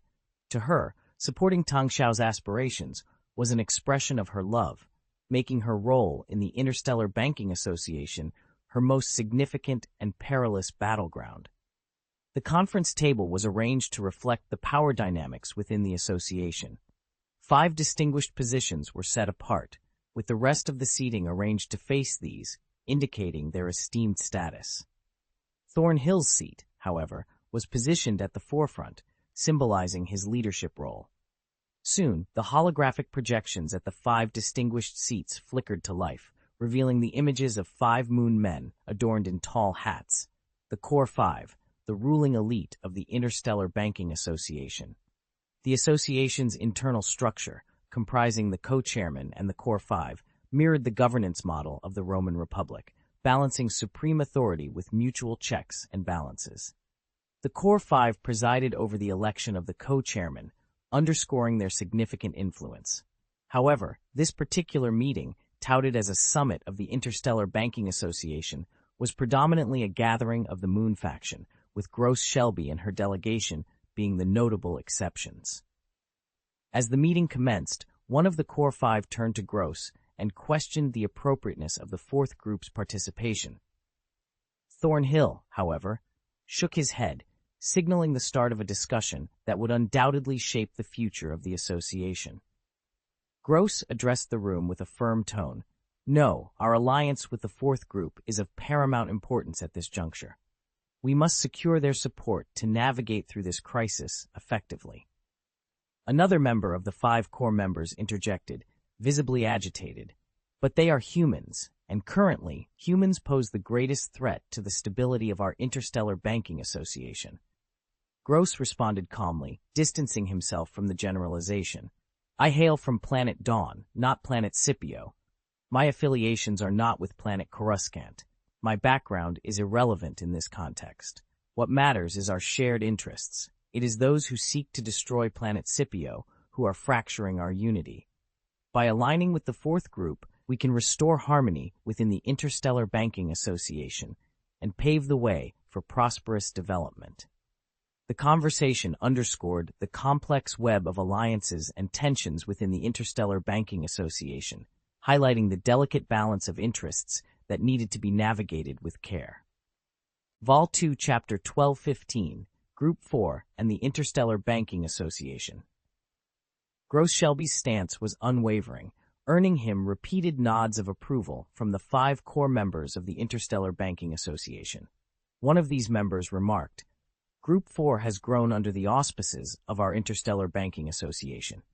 Over the past 15 years, we've witnessed its ascent and expansion. It's clear that Group 4 and our association have forged an indelible bond of mutual interests. Therefore, supporting Group 4 at this juncture is paramount." He then turned and acknowledged the person before him with a nod. Group 4's formidable capabilities in scientific research and industrial production perfectly complement the most significant shortfall of our Interstellar Banking Association. With our unwavering financial backing, the introduction of the Behemoth-class battlecruiser has positioned us as a pivotal force in the galaxy. Co-chairman Sandhill interjected, "We also hold a 21% stake in Group 4, making Director Gross a natural participant in this meeting." His statement was accompanied by a meaningful exchange of glances with Gross Shelby. Indeed, the Interstellar Banking Association was the second largest shareholder in Group 4, owning 21% of its shares. However, the backstory of these shares was quite intriguing. Originally, Hago Damask II, who was also known as Darth Plagueis, a Sith Lord, held complete ownership of Group 4. Tang Xiao, in his quest for support from both the Interstellar Banking Association and Damask Holding Group, had once entrusted all his assets to this formidable figure. It was a gamble based on the knowledge that Darth Plagueis would eventually fall to Darth Sidious after the conflict on Naboo. This trust allowed Tang Xiao to secure the full backing he needed for Group 4's development, providing him with ample funds, manpower, and resources.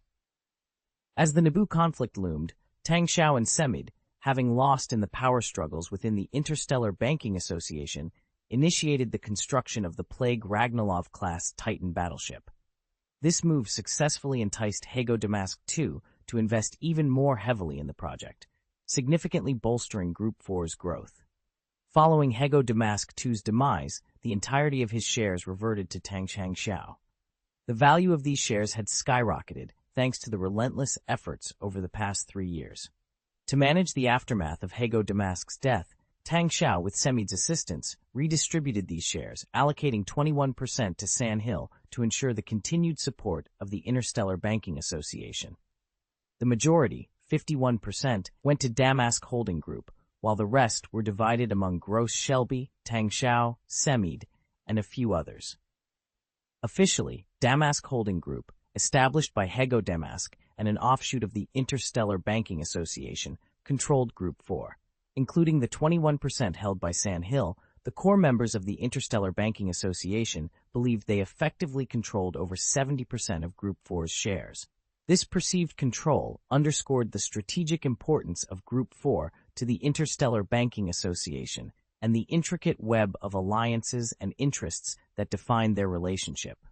Registered on the planet Megito, the headquarters of the Interstellar Banking Association became a pivotal location.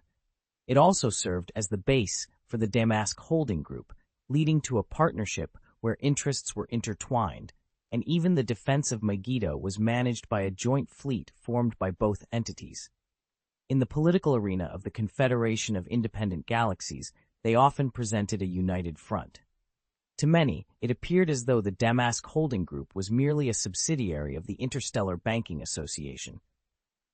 This misconception was widespread, primarily because for a long time, no one associated the Damask Holding Group with the enigmatic Dawn Star. However, the reality was starkly different. Following Haige's demise, the Damask Holding Group was revealed to be the private venture of Tang Xiao. Thornhill, under the leadership of Darth Malthael, had become a key player within the Freemasonry alliance. Moreover, the third largest shareholder and chairman, Gross Shelby, had established a close, direct communication with Tang Xiao, pledging his allegiance. Thus, while it seemed the Interstellar Banking Association held sway over the Damask Holding Group, the truth was that Tang Xiao had the reins, effectively making the group a parasitic entity that leached off the association's resources to bolster its own strength. The co-chairman of the association unwittingly fed this parasitic relationship, exacerbating the situation. Hago Damasco II, in his time, had also utilized the resources of the Interstellar Banking Association to expand the Damask Holding Group, but never to the extent seen under Tang Xiao's leadership. From the moment Tang Xiao encountered Hago Damask II, he had grand ambitions. The Interstellar Banking Association, holding a monopoly over approximately 70% of the galaxy's financial sector, was the wealthiest entity in the galaxy, managing funds that would require an endless string of zeros to quantify. In a span of 13 years, Dawn Planet transformed from a civilian mothership harboring 650,000 hibernating residents and 5 billion frozen embryos into a formidable force boasting hundreds of kilometer-class battleships. This remarkable growth was largely attributed to the strategic genius of Zhu Jian, While the Interstellar Banking Association profited from the technologies and industries introduced by the Damask Holding Group, over 90% of these earnings were funneled back into the development of the fourth civilization. The investment strategy of the Damask Holding Group was ingenious. Instead of monetary investment, they offered technology. This approach meant that while others invested capital and resources to develop these technologies, the resulting production lines and factories remained under the Damask Holding Group's control. This symbiotic relationship was too advantageous to pass up. The intricate relationship between the Damask Holding Group and the Interstellar Banking Association was characterized by mutual benefit, yet it was clear that Tang Xiao's strategic maneuvers ensured his dominance. This dynamic was a critical aspect of why Gross Shelbia played a significant role in the summit of the Interstellar Banking Association, a meeting crucial to their collective survival. Chapter 1217, Civil War of the Banking Association, Part 1. One of the Core 5 members, who had initially opposed the idea, nodded and said, "Well, given the circumstances, I will tentatively agree to join the fourth group as one of the participants in this summit. For convenience, I will refer to him as Core 5 Number 1. The Core 5 are essentially a collective without individual names in the setting, so I will not name them individually." Gross Shelby bowed slightly and responded, "The fourth group will always stand by the Core 5 members and co-chairman of the Interstellar Banking Association. You can count on us." The 5 core members exchanged knowing glances, nodded in agreement, and chose to say nothing more. Then, co-chairman Thornhill spoke up. "Currently, if we proceed with the election for the next co-chairman of the Interstellar Banking Association as planned, we are bound to lose. The new co-chairman will undoubtedly be Rush Kravis." "Isn't there a way to manipulate the votes?" "I believe we could buy some of them," suggested the third core member. "I have a number of people under my influence who could ensure votes in your favor once the election begins. The real issue lies with the Galactic Council. Speaker Schiff Palpatine has managed to sway most of the counselors to support the human faction on planet Scipio. Many of these counselors are influential nobles from the inner circle and represent our largest customer base. Without their support, our financial operations would suffer significantly," explained Lot Dude, the Interstellar Banking Association's representative to the Coruscant Galactic Council. Lot had been embroiled in a scandal involving the Republic's military expenditure and had only recently been released from custody. That's precisely why planet Scipio has thrown its support behind the human faction. After all, our main treasury is located there, and a significant portion of our deposits come from the inner circle, Core 5 Number 1 added. "Those traitors, they would switch allegiances for their own benefit," Core 5 Number 3 exclaimed, visibly upset by the betrayal. "Yet, they haven't betrayed the essence of money," Lot Dude remarked, offering a more pragmatic perspective on the situation. Planet Scipio, the ancestral home of the Moon people, had become less significant after the moons developed interstellar travel and moved to planet Mullenster. However, Scipio remained vital as the location of the Interstellar Banking Association's main treasury, fortified with an extensive defense system. The human faction on Scipio, while led by humans, still employed a majority of Moon people in their operations. "It's clear that Palpatine has targeted us. He's had his eyes on Scipio's treasury for a long time, especially when discussing military spending," Lot Dude continued. "If Palpatine thinks he can manipulate this election through the Parliament, he's mistaken. Although planet Scipio is beyond our direct control, we will determine the outcome of the election," declared Core 5 Number 5 confidently. "Indeed. Therefore, I propose we initiate the voting process early, before Rush Clovis and his supporters are fully prepared." "They won't secure a majority," suggested Core 5 Number 4. "No, if we start the election now, Thornhill is certain to lose," Gross Shelby interjected, her statement catching everyone off guard. Core 5 Number 1 looked at her with displeasure and retorted, "You clearly do not understand the workings of our Interstellar Banking Association. First and foremost, you must understand that the election of the co-chairman has always been under our control. Allowing you to participate in this meeting is already a significant concession on our part.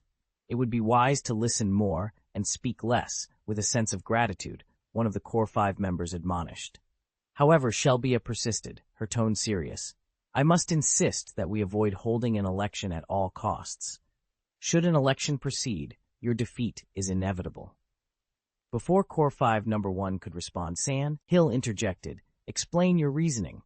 Shelbia, having previously discussed these matters in depth with Thornhill, was prepared. Under normal circumstances, the election of the Interstellar Banking Association would be overseen by the Galactic Republic, she began. That oversight is merely ceremonial. The Galactic Republic has no real power over our elections, Core 5 retorted. Is that so? Shelbia countered, a sly smirk playing on her lips.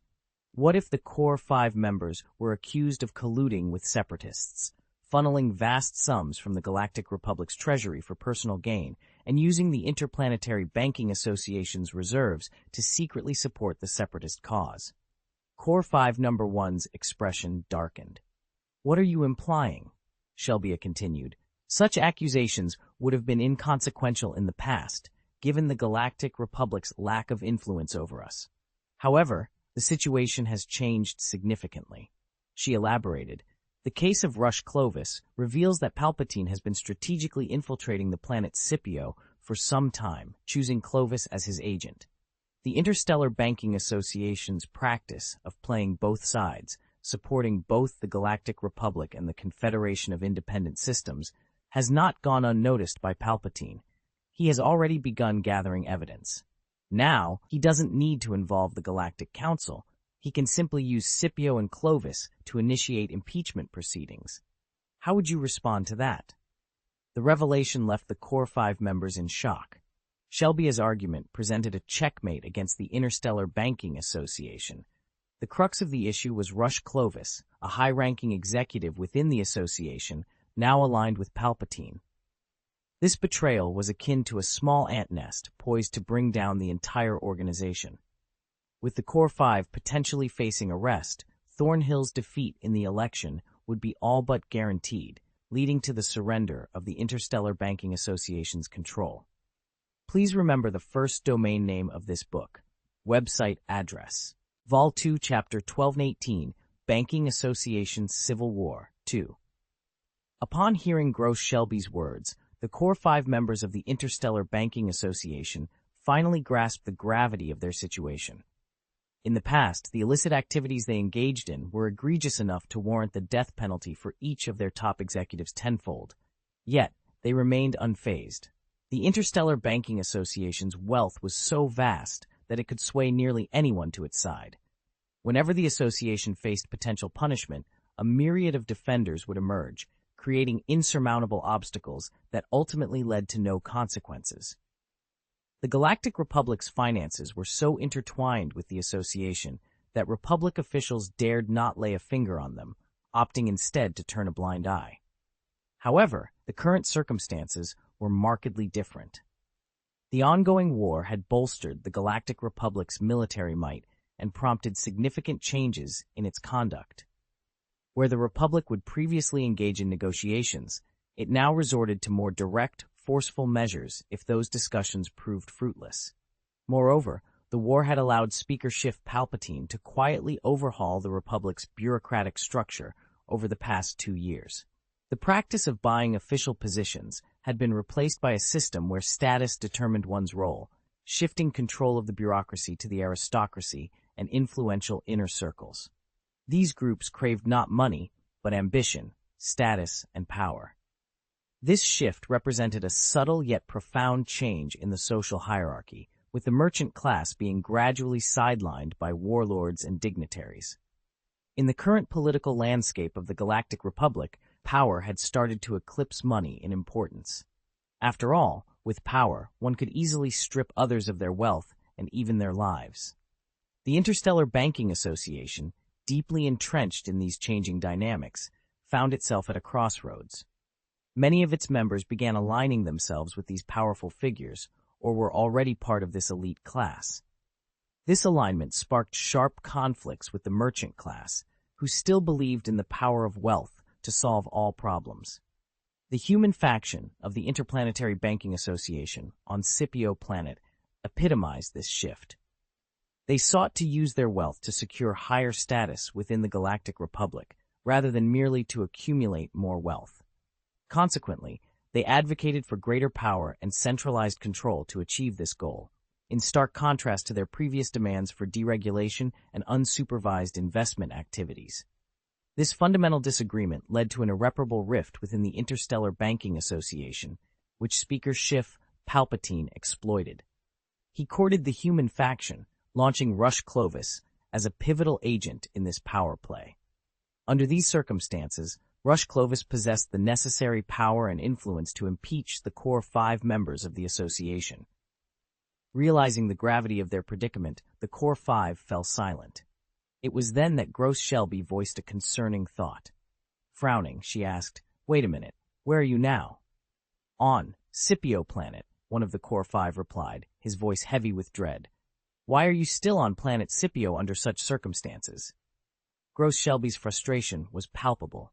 Her eyebrows knitted together in anger, and she stood up abruptly, slamming her hand on the table. "Planet Scipio is where our treasury is located, and the primary responsibility of the Core 5, beyond overseeing the election of the co-chairman, is to manage the treasury of the association." The Interstellar Banking Association's core management, known as the Core 5, declared, "We can't leave planet Scipio." They were responsible for internal operations, while the co-chairman managed external affairs, forming the basic governance structure of the association. Gross Shelby, after piecing together the narrative shared by Tang Xiao and her own deductions and her read information, spoke with authority.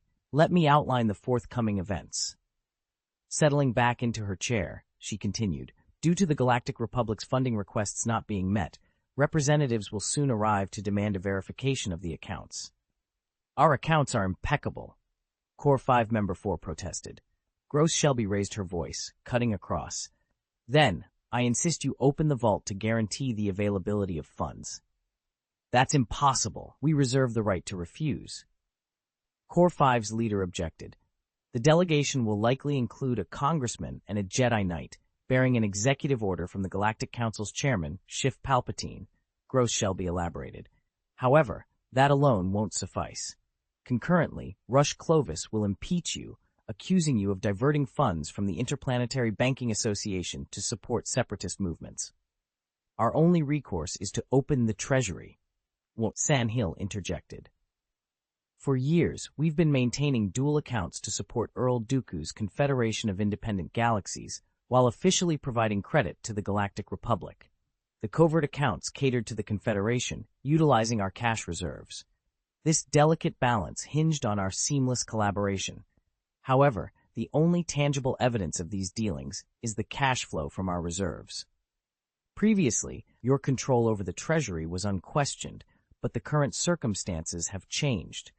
"No, we cannot let this happen," the leader of the Core 5 exclaimed. "Now, you must find a way to leave Scipio," Gross Shelby advised. "We cannot abandon this place. It's our duty, and it's the rule of the Interstellar Banking Association. Relinquishing control of the treasury would mean abandoning our positions as the Core 5, and should that happen, I can already predict who would replace us. And you would find the list entirely unacceptable," the leader of the Core 5 stated solemnly. Gross Shelby took a deep breath. Had she not attended today's summit within the Interstellar Banking Association, she would never have fathomed the depth of infiltration and the dire situation they faced. Vol 2, Chapter 1219, Banking Association Civil War, 3. Heave Palpatine, the mastermind lurking in the shadows, was akin to a venomous spider, delicately manipulating the web around him, ensuring his prey was ensnared without awareness. By the time his fangs were revealed, it was too late for the prey to escape. He had meticulously laid the groundwork, continuously expanding his army, lending money to the Interstellar Banking Association, and quashing any allegations against it. Gradually, he infiltrated the association's core with his elites, seducing them with the sweet fruits of parliamentary and governmental support, leading to internal divisions. The moment for the final blow came when he found Rush Clovis, aiming to pit the Interstellar Banking Association against itself, mirroring his larger scheme of turning the Galactic Republic on itself. Panic ensued among the Core 5. "What do we do now?" We cannot be arrested. We cannot open the vault. Lot Dude, with a grim expression, shared, according to information from Coruscant, the Galactic Council's current discussion revolves around military expenditures. If Director Gross is correct, Palpatine will undoubtedly address our association's financial contributions in today's meeting. We have, at most, 3 days from the end of the meeting until their representatives arrive, Gross Shelby stated calmly, pondering whether it was feasible for the Core 5 to resolve the issue without leaving Scipio. Impossible, Core 5 No. 2 responded, suggesting a drastic measure. Perhaps your fourth group could send a fleet to obliterate Scipio. However, hiding in the vault won't protect us from the repercussions of orbital bombing. Turning off the planetary shield might save us, but at what cost to our credibility? Who would trust us after such an act? Thornhill interjected, his demeanor calm and collected, his insights sharp. The discussion veered towards the possibility of assassination. How likely is it to eliminate Rush Clovis? Inquired the leader of the Inner Five. Gross Shelby revealed their failed attempts. Earl Dooku dispatched bounty hunter Cade Bane, but to no avail. Governor Tang Xiao of Dawn Star also failed, despite deploying his elite Solari forces. Clovis is well guarded by Jedi Knights. The realization dawned that they were not the only ones scheming against the Interstellar Banking Association. The protection around Clovis made any assassination attempt futile. Frustrated, Core 5 No. 3, in a fit of anger, suggested a desperate measure. We can't just sit here. We must act, perhaps detonate the planetary shield. It was then that Sang Hill rose to take charge, steering the group towards a solution amidst the chaos. Everyone, please remain calm. We can find a solution to this issue, announced the co-chairman of the Interstellar Banking Association. His words immediately brought silence to the crowded venue. Core 5 No. 1 paused for a moment, waiting for Sang Hill to continue. Sensing the anticipation in the room and understanding the implied cost of his silence, he finally spoke. If we successfully navigate through this crisis, I propose that the tenure of the co-chairman be extended to a lifetime position. Sang Hill, having achieved his objective, couldn't help but laugh. Actually, the solution is quite straightforward. The answer lies right in front of us, he said, his laughter fading into a serious tone. What solution? Inner 5-2 inquired, his curiosity piqued. The intelligent machine race causing havoc in the northern part of the galaxy, the Geth, Sang Hill replied, his expression now stern. The Core 5 immediately grasped his suggestion. You're suggesting we direct the Geth to attack the planet Scipio. If the Geth were to strike Scipio, indeed, it would leave us without any need for excuses. However, the Geth are currently attacking indiscriminately. How do you propose we guide them to Scipio, deep within the inner circle? Through our secret channel. It provides a direct route from the planet Mygito to Scip-Io, explained Sang Hill. Core 5 No. 1's face paled at the suggestion, and he cast a quick, worried glance at Gross Shelby. Despite his reservations, he responded, Are you out of your mind? That channel is the highest security asset of our Interstellar Banking Association, used exclusively for transporting precious metals and cash. It requires a unique hyperspace engine to access. The Geth won't be able to use it. Sang Hill smirked. Haven't you noticed? Governor Fan K of the Republic's 8th Army has been sending squadrons to patrol around Mygito, hoping to lure the Geth into attacking. Let's give them exactly what they want. As if on cue, the Galactic Republic squadron, tasked with drawing the enemy's attention, emerged from hyperspace near Mygito. The planet, a jewel of ice and snow, seemed serene. The squadron commander, noticing the beauty but overshadowed by his mission, turned to his radar sensor operator. Any anomalies with the hyperspace fluctuations? He asked. No abnormalities detected, the operator replied. Frustrated, the commander cursed. Are the Geth satisfied with merely destroying our fighters? Suddenly, the operator announced, Sir, there's an abnormal hyperspace fluctuation, 64 signatures detected, passing through the hyperspace channel. The commander's eyes gleamed with a mix of hope and determination. Quickly, head towards Mygito and broadcast a wide-area distress signal on the public channel. Moments later, a brilliant flash of white light heralded the arrival of dozens of Geth spaceships, their insect-like forms emerging from hyperspace at the outskirts of Mygito. Without hesitation, they launched an assault on the Republic's fleet. Prepared for this moment, the Republic warships accelerated towards Megiddo, broadcasting a distress signal as they engaged the enemy. This chapter does not exist, sadly. Let's proceed to the next chapter. Vol 2, Chapter 1221, Storm in the North, 8. After an exhaustive search yielded no results, the Geth destroyer was forced to depart. It was only then that Master Sastin emerged from his hiding spot, having narrowly escaped detection. The search had been perilous, with over 500 Geth and Kali individuals combing the area for him. Fortunately, Sastin's telepathic abilities allowed him to intercept the thoughts of some Kali patrols, enabling him to evade their search patterns and survive. Surviving on a planet where almost everyone is hostile towards him has proven to be a formidable challenge. Yet, Sastin, demonstrating the strength and intelligence befitting a member of the High Council of the Jedi Order, has managed to stay alive while searching for a way to send out a message. The recent siege was particularly dangerous, but Sastin's adept use of his telepathic abilities to connect with a Kali patrol revealed crucial information. A high-ranking Kali general named Dilar was currently on the planet. Sastin, a natural telepath, had been accepted into the Jedi Order for his unique abilities. Despite being ostracized in his youth for his ability to hear others' innermost thoughts, which led him to become reticent, he never gave up. Instead, he honed his skills and became an exceptional Jedi warrior. During the siege, Sastin was able to clearly hear the inner voices of the Kali people from a distance of 100 or 200 meters. Among the information he gleaned was the presence of General Dilar, a figure of significant importance.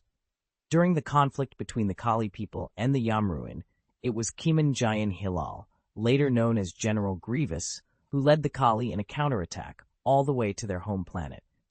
His remarkable achievements earned him a demigod status among the Kali people. Kiman Jayan Hilal's leadership during the struggle was supported by 8 lieutenants known as the Izvoshra, all of whom were formidable Kali warlords renowned for their prowess in combat and strategic acumen. They also led several major tribes and commanded substantial forces. However, following Grievous's assassination and the subsequent collapse of the Kali military system under penalties from the Galactic Republic, only 2 of the Izvoshra, Hakimi and Dilar, survived. After Tang Xiao began supporting the Kali planet, he recruited many Kali veterans to form Giant God Security. Hakimi and Dilar joined Tang Xiao on Nishada, a moon known for smuggling, where they became key members of Giant God Security. As the organization grew, so did the stature of Hakimi and Dilar, who now served as high-ranking generals of the Kali people. Their roles extended beyond mercenary work. They often led Kali regular forces in battles between the Federation of Independent Galaxies and the Galactic Republic. Sastin quickly deduced that Dilar must possess classified information about the Geth. Given Dilar's status as a frontline general, his presence on the planet Kali, at the edge of the Milky Way, suggested he was there for a critical reason. Sastin realized that if he could gain access to Dilar, he might be able to uncover vital information. Moreover, Dilar was likely to have access to a large-scale hyperspace communication device capable of transmitting messages across the galaxy.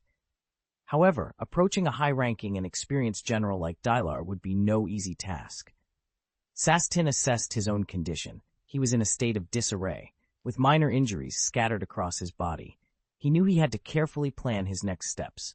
Sastin had been consuming a lot lately, but finding high-energy food was a challenge, leaving him somewhat malnourished. His condition was deteriorating. Yet, he knew he had to persevere. The information he carried was vital for the Galactic Republic. A day later, Sastin arrived at Harima Harbor, a bustling coastal city on the planet Kali, known for its ice-free port.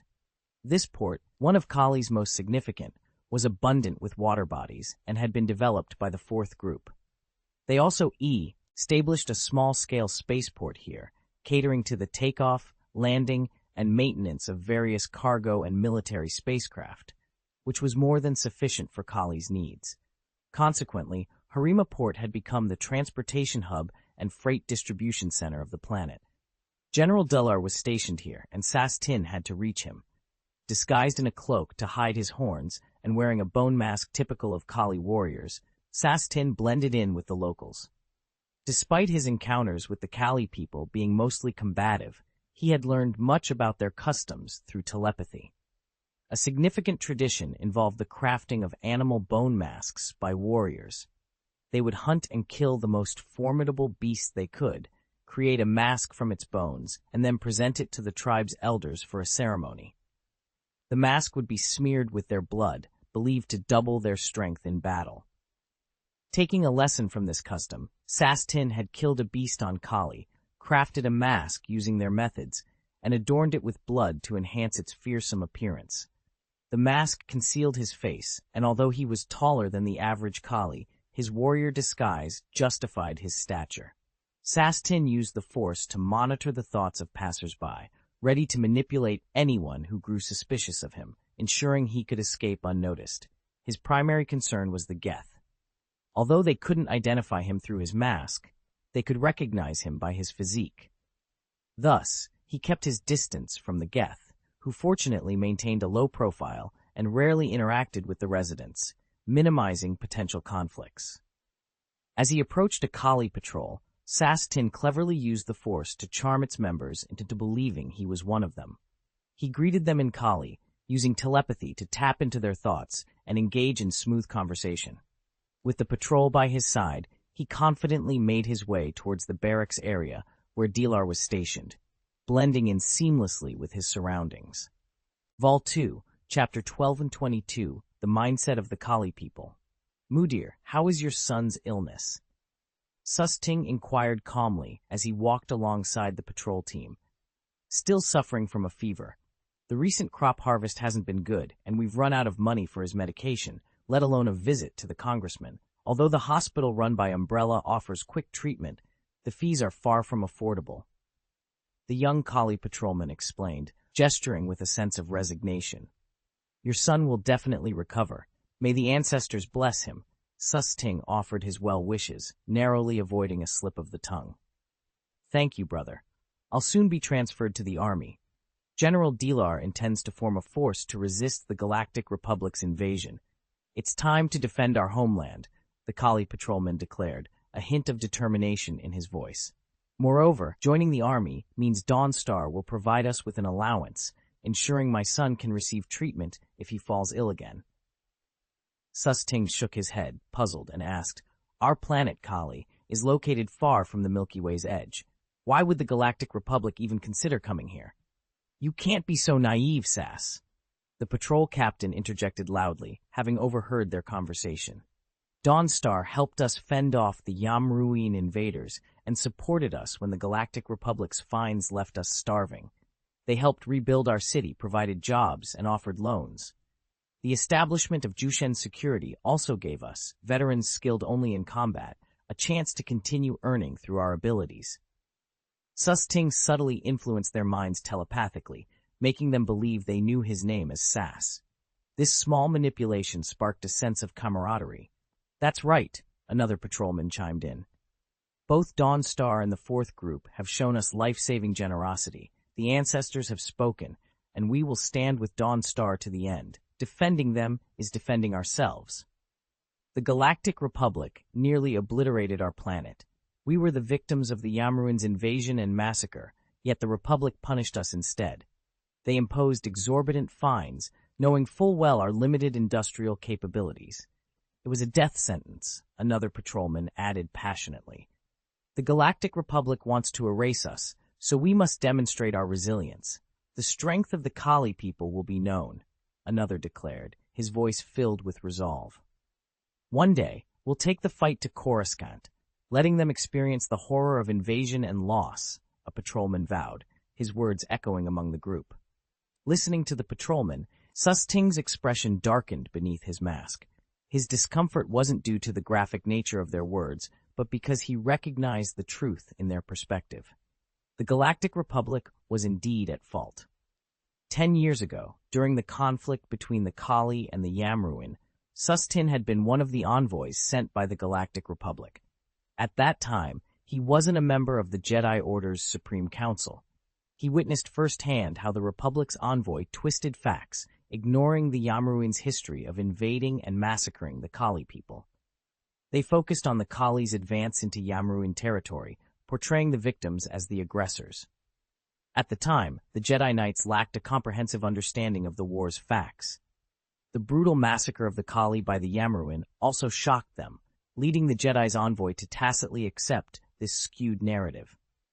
Their primary concern was ending the war as swiftly as possible, a stance that now shamed the Jedi Order.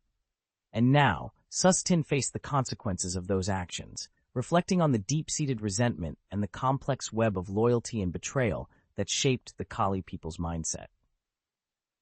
The hostility of the Kali people towards the Galactic Republic and the Jedi Order is a direct consequence of their own actions.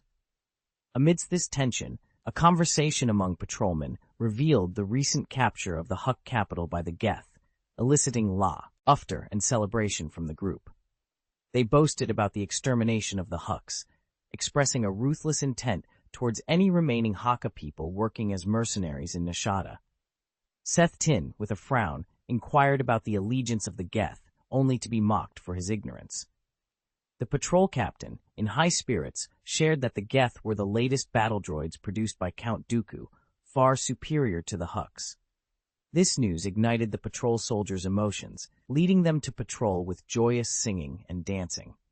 However, Seth Tin's mood darkened upon hearing the news of the Yamruin people's extermination, a fact that he found difficult to accept as a Jedi Master.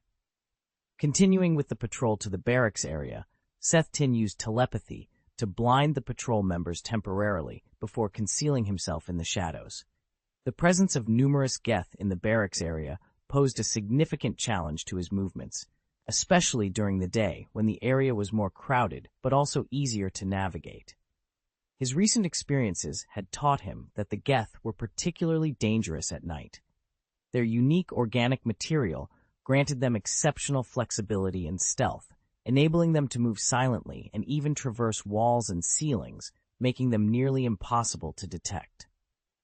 Seth Tin's close encounter with a Geth during a night in a village from which he narrowly escaped with injuries deepened his understanding of these mechanical beings. He realized that if such intelligent mechanical life forms were left unchecked, they would pose a devastating threat to organic life in the galaxy. The Geth's capabilities, including limited creativity, far surpassed those of organic beings. Therefore, Seth Tin concluded that the destruction of the Geth must be prioritized, even above the issue of separatism. The urgency of this threat compelled him to ensure that this critical information was disseminated, emphasizing the need for immediate action against the Geth. Vol 2, Chapter 112 and 23, The North, 9. Northern Wind and Cloud, 9. When Sasting emerged from the barracks once more, he was clad in a Kali combat uniform. Initially, the Kali people lacked a standard uniform, but with the assistance of the Fourth Group, they restructured their military. Being of similar stature to humans, they began adopting surplus army uniforms from the Fourth Civilization. Alongside acquiring a uniform that fit him well, Sasting also donned a desert cloak favored by the Kali, wrapped himself in a thick, windproof turban, and slung a pickaxe sniper rifle, crafted by Dawnstar and concealed in cloth strips, over his shoulder. This attire, typical of Kali snipers, helped mask some of Sasting's distinct features. Kali snipers, known for operating solo and possessing unparalleled efficiency within the Fourth Civilization, often lay in wait at their target location for days until their mission was accomplished. Within the Kali military, snipers held a position of high esteem, with the legendary demigod Grievous, who led the fight against the Yamrian, having been a sniper himself. The most elite snipers were revered as headhunters. By chance, the uniform Sasting acquired was adorned with a string of bone fragments at the waist, remnants of spirit caps from the skulls of vanquished targets, a symbol of a headhunter's prowess. As he passed, Kali soldiers saluted him, a gesture of respect towards a headhunter. However, Sasting soon realized that this recognition was more of a curse than a blessing, as it made him too conspicuous and increased the risk of exposure. Hastening his steps, he made his way towards General Dalar's location, the command and communication hub of the barracks. The area was bustling, prompting Sasting to extend his force to its limits, while simultaneously influencing hundreds with telepathy before dashing towards the command center. At that moment, a Kali officer near the side door of the command center called out, "Skarl, why are you entering through the side door? Aren't you supposed to be hunting today?" Sasting's heart skipped a beat, but he quickly responded with telepathy, convincing the officer, who then directed him to General Dilar's meeting room. Sweat beaded on Sasting's forehead as he realized the strain of influencing so many minds at once. Each individual's thoughts, beliefs, and perspectives varied greatly, making it a Herculean task to maintain their acceptance of his presence. Despite his prowess as a Jedi Master, the effort left him feeling vulnerable to exposure. Suddenly, a commotion erupted as a Kali man, clad only in underpants, burst from one of the barracks. His unique iron-blue skin and towering stature, over 2 meters tall, made him stand out among the Kali, who were generally around 1.7 meters tall with predominantly brown skin. This explained why Sasting, at 1.93 meters, found his uniform somewhat loose. The man bellowed, "I've been attacked! Someone stole my clothes!" His outcry sent the barracks into an uproar. The officer Sasting had influenced earlier snapped out of the telepathic influence, pointed at Sasting and shouted, "He is not Sanskar! Capture him!" A warrior's strong will can resist a Jedi Knight's mind control, as demonstrated by the headhunter named Skal, who broke free from Sasting's telepathy in mere minutes. This testament to his unwavering resolve plunged Sasting into a maelstrom of chaotic thoughts, prompting him to sever the telepathic connection. In a moment of sheer intensity, a horde of Kali warriors and Geth charged towards Sasting with a deafening roar. Without hesitation, Sasting drew his lightsaber, ready to face the onslaught head-on. Trapped with no escape, he knew that his only option was to fight to the death. With swift and precise movements, he deflected bullets, blaster beams, and ion cannon shots, his lightsaber a blur of motion. In a brief span, Sasting had already taken down more than a dozen adversaries. However, the number of Kali warriors swarming towards him continued to grow. For a warrior race like the Kali, the infiltration of their command center by a Jedi Knight was an unforgivable disgrace. Each Kali warrior was a formidable fighter, seasoned by previous conflicts with the Yamrian. They were quick and skilled, swiftly encircling Sasting and erecting multiple layers of defense to block his path. Driven by fury, Sasting entered a state of berserk rage, his mind singularly focused on one goal, to carve a path through his enemies and capture General Dilar. As a member of the Jedi Order's Supreme Council, Sasting was among the elite combatants of the Order. Although piloting fighter jets was his primary expertise, his prowess in combat was undeniably formidable. The battlefield was chaotic, with Kali warriors falling one after another, and Geth being sliced through by Sasting's relentless attacks. The blood of the Kali mixed with the white conductive fluid of the Geth, creating a gruesome scene of red and white. In this moment of desperation, Sasting unleashed his telepathic abilities like never before. Instead of subtly influencing his opponent's thoughts, he let loose a devastating psychic storm that overwhelmed the minds of the surrounding Kali warriors, rendering them disoriented and helpless.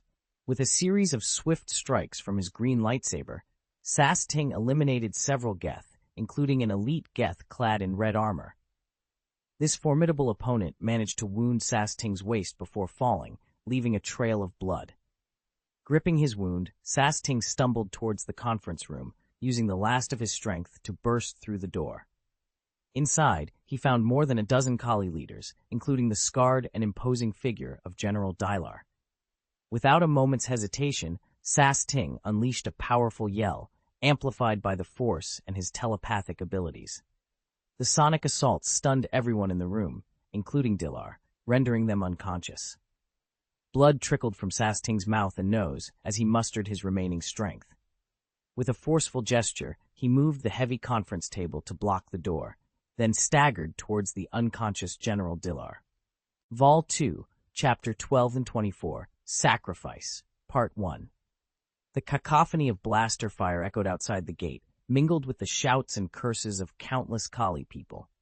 Despite their fervor, they hesitated to deploy heavier weaponry like rocket launchers, fearing they might inadvertently harm General Dilar, who was inside the conference room. The massive conference table, weighing nearly a ton, offered some protection, but it was clear it wouldn't hold out indefinitely. In a moment of desperation, Sastin clenched his teeth, sprang into action, and dragged the unconscious bodies of the Kali leaders to the door. He then bellowed, "Your leaders are here, right at the door. If you want to get in, you'll have to blow the door open." Seizing what little time he had left, Sastin placed his hand on General Dillar's forehead, attempting to telepathically sift through his thoughts. Outside, the Kali soldiers, upon seeing the situation through the surveillance feed, dared not use their blasters, opting instead to try and force the door open with their bare hands. However, the presence of Geth complicated matters. A few of them approached and began to pound on the door with their formidable strength, only to be halted by the Kali, who feared the impact might harm their leaders. Reluctantly, the Geth resorted to prying the door open gradually, using their hands. Sastin struggled to maintain his composure as he delved into General Dillar's mind. The general, though comatose, had a mind muddled by chaos and fortified by countless battles, making the task exceedingly difficult. After what felt like an eternity, the Geth outside had managed to create a small opening in the door. Several Kali soldiers attempted to fire their blasters through the gap, but Sastin, using the force, disarmed them before they could reconsider. Still cautious of injuring Dilar, they allowed the Geth to continue their work. Finally, Sastin uncovered the information he desperately sought. General Dilar was indeed aware of the Geth's hideout, located on a moon named Sojourn, also known as Hunter's Moon Sojourn. This moon orbited a planet on the fringes of the Milky Way, so distant there was concern it might escape the galaxy's gravitational pull. "I've got you," Sastin muttered to himself, his teeth still gritted from the effort. He immediately left General Dillar's side and moved to operate the room's hyperspace communication device. The conference room, equipped to accommodate remote participants, housed a powerful communication setup. Initially, the Kali had not considered cutting the power, wanting to keep the surveillance active for their rescue operation. However, upon noticing Sastin tampering with the device, someone quickly called for the power to be cut. But Sastin wasn't about to let them stop him. Employing his telepathy, he influenced the Kali warriors tasked with cutting the power, redirecting them towards the restroom instead. After cycling through several communication frequencies and failing to contact the Jedi Order, Sastin finally managed to establish a shaky connection with the intelligence department of the Eighth Army. The Geth's electronic interference rendered the signal unstable, allowing only fragmented audio to pass through, with no possibility of holographic projection. "I'm Jedi Master Sastin. I've found the coordinates of the Geth lair," Sastin announced with urgency. "Please, explain who is," came the choppy reply, indicating that his message was likely being received in a similarly disjointed manner. "I'm Sastin," he reiterated. "Sastin, Army, please tell. Sojourn Satellite, Callion Sector. Listen closely. I'll give you the coordinates." Sastin pressed on, determined to relay the critical information despite the challenging circumstances. Sastin was in the midst of relaying the coordinates of the Sojourn satellite to the intelligence agent on the other end of the line. The communication was fraught with difficulties, but after several attempts, he successfully conveyed the location of the Sojourn satellite. Given the importance of the information, the Minister of Intelligence for the Eighth Army personally took over the communication. Engrossed in the conversation, Sastin failed to notice General Dillar, who had been unconscious beside him, stirring. After confirming the satellite's coordinates were accurately received, Sastin was about to share the intelligence he had gathered on the Geth. It was at this moment that he was caught off guard by an unexpected broadcast from another communicator. The message reported an attack by the Geth on the planet Megiddo, a revelation that left Sastin stunned. "What? The Geth have attacked Megiddo? But weren't they created by the Separatists?" he pondered aloud, his expression turning grave. The attack on Megiddo, a core planet of the Interstellar Banking Association, raised doubts about the Geth's origins. If the Geth were indeed aligned with the Separatists, attacking Megiddo would be counterintuitive and only serve to draw unwanted attention. Amidst his contemplation, General Dillar, previously motionless on the ground, suddenly sprang into action. With a roar, he lunged at Sastin, targeting the wound inflicted by an elite Geth. The sudden assault caught Sastin off guard, and he cried out in pain. Despite the agony, his training kicked in, allowing him to muster enough strength to push Dilar away with a force shock. Undeterred, Dilar revealed a sinister grin and drew a blaster pistol, unleashing a barrage of shots at Sastin. With no time to activate his lightsaber, Sastin was forced to dodge, rolling to the side. When he rose to his feet, his green lightsaber was already drawn. However, he quickly realized that Dilar's shots were not aimed at him, but at the communication equipment. A series of sparks and explosions rendered the communicator useless, a pile of scrap metal. The chaos, coupled with exhaustion and pain, left Sastin struggling to maintain control of the situation. Yet, he remained a valiant and indomitable warrior, as was Dilar. The general, too, drew a lightsaber and charged at Sastin. Having served under General Grievous and battled the Yamruin for over a decade, Dilar's combat skills were formidable. His extensive experience in warfare made him a challenging opponent, even without the sensitivity to the Force, allowing him to stand toe-to-toe with Sastin. The two engaged in a fierce duel, their lightsabers clashing in a display of skill and determination. Dilar's prowess was a testament to his years of combat, making him a worthy adversary for Sastin.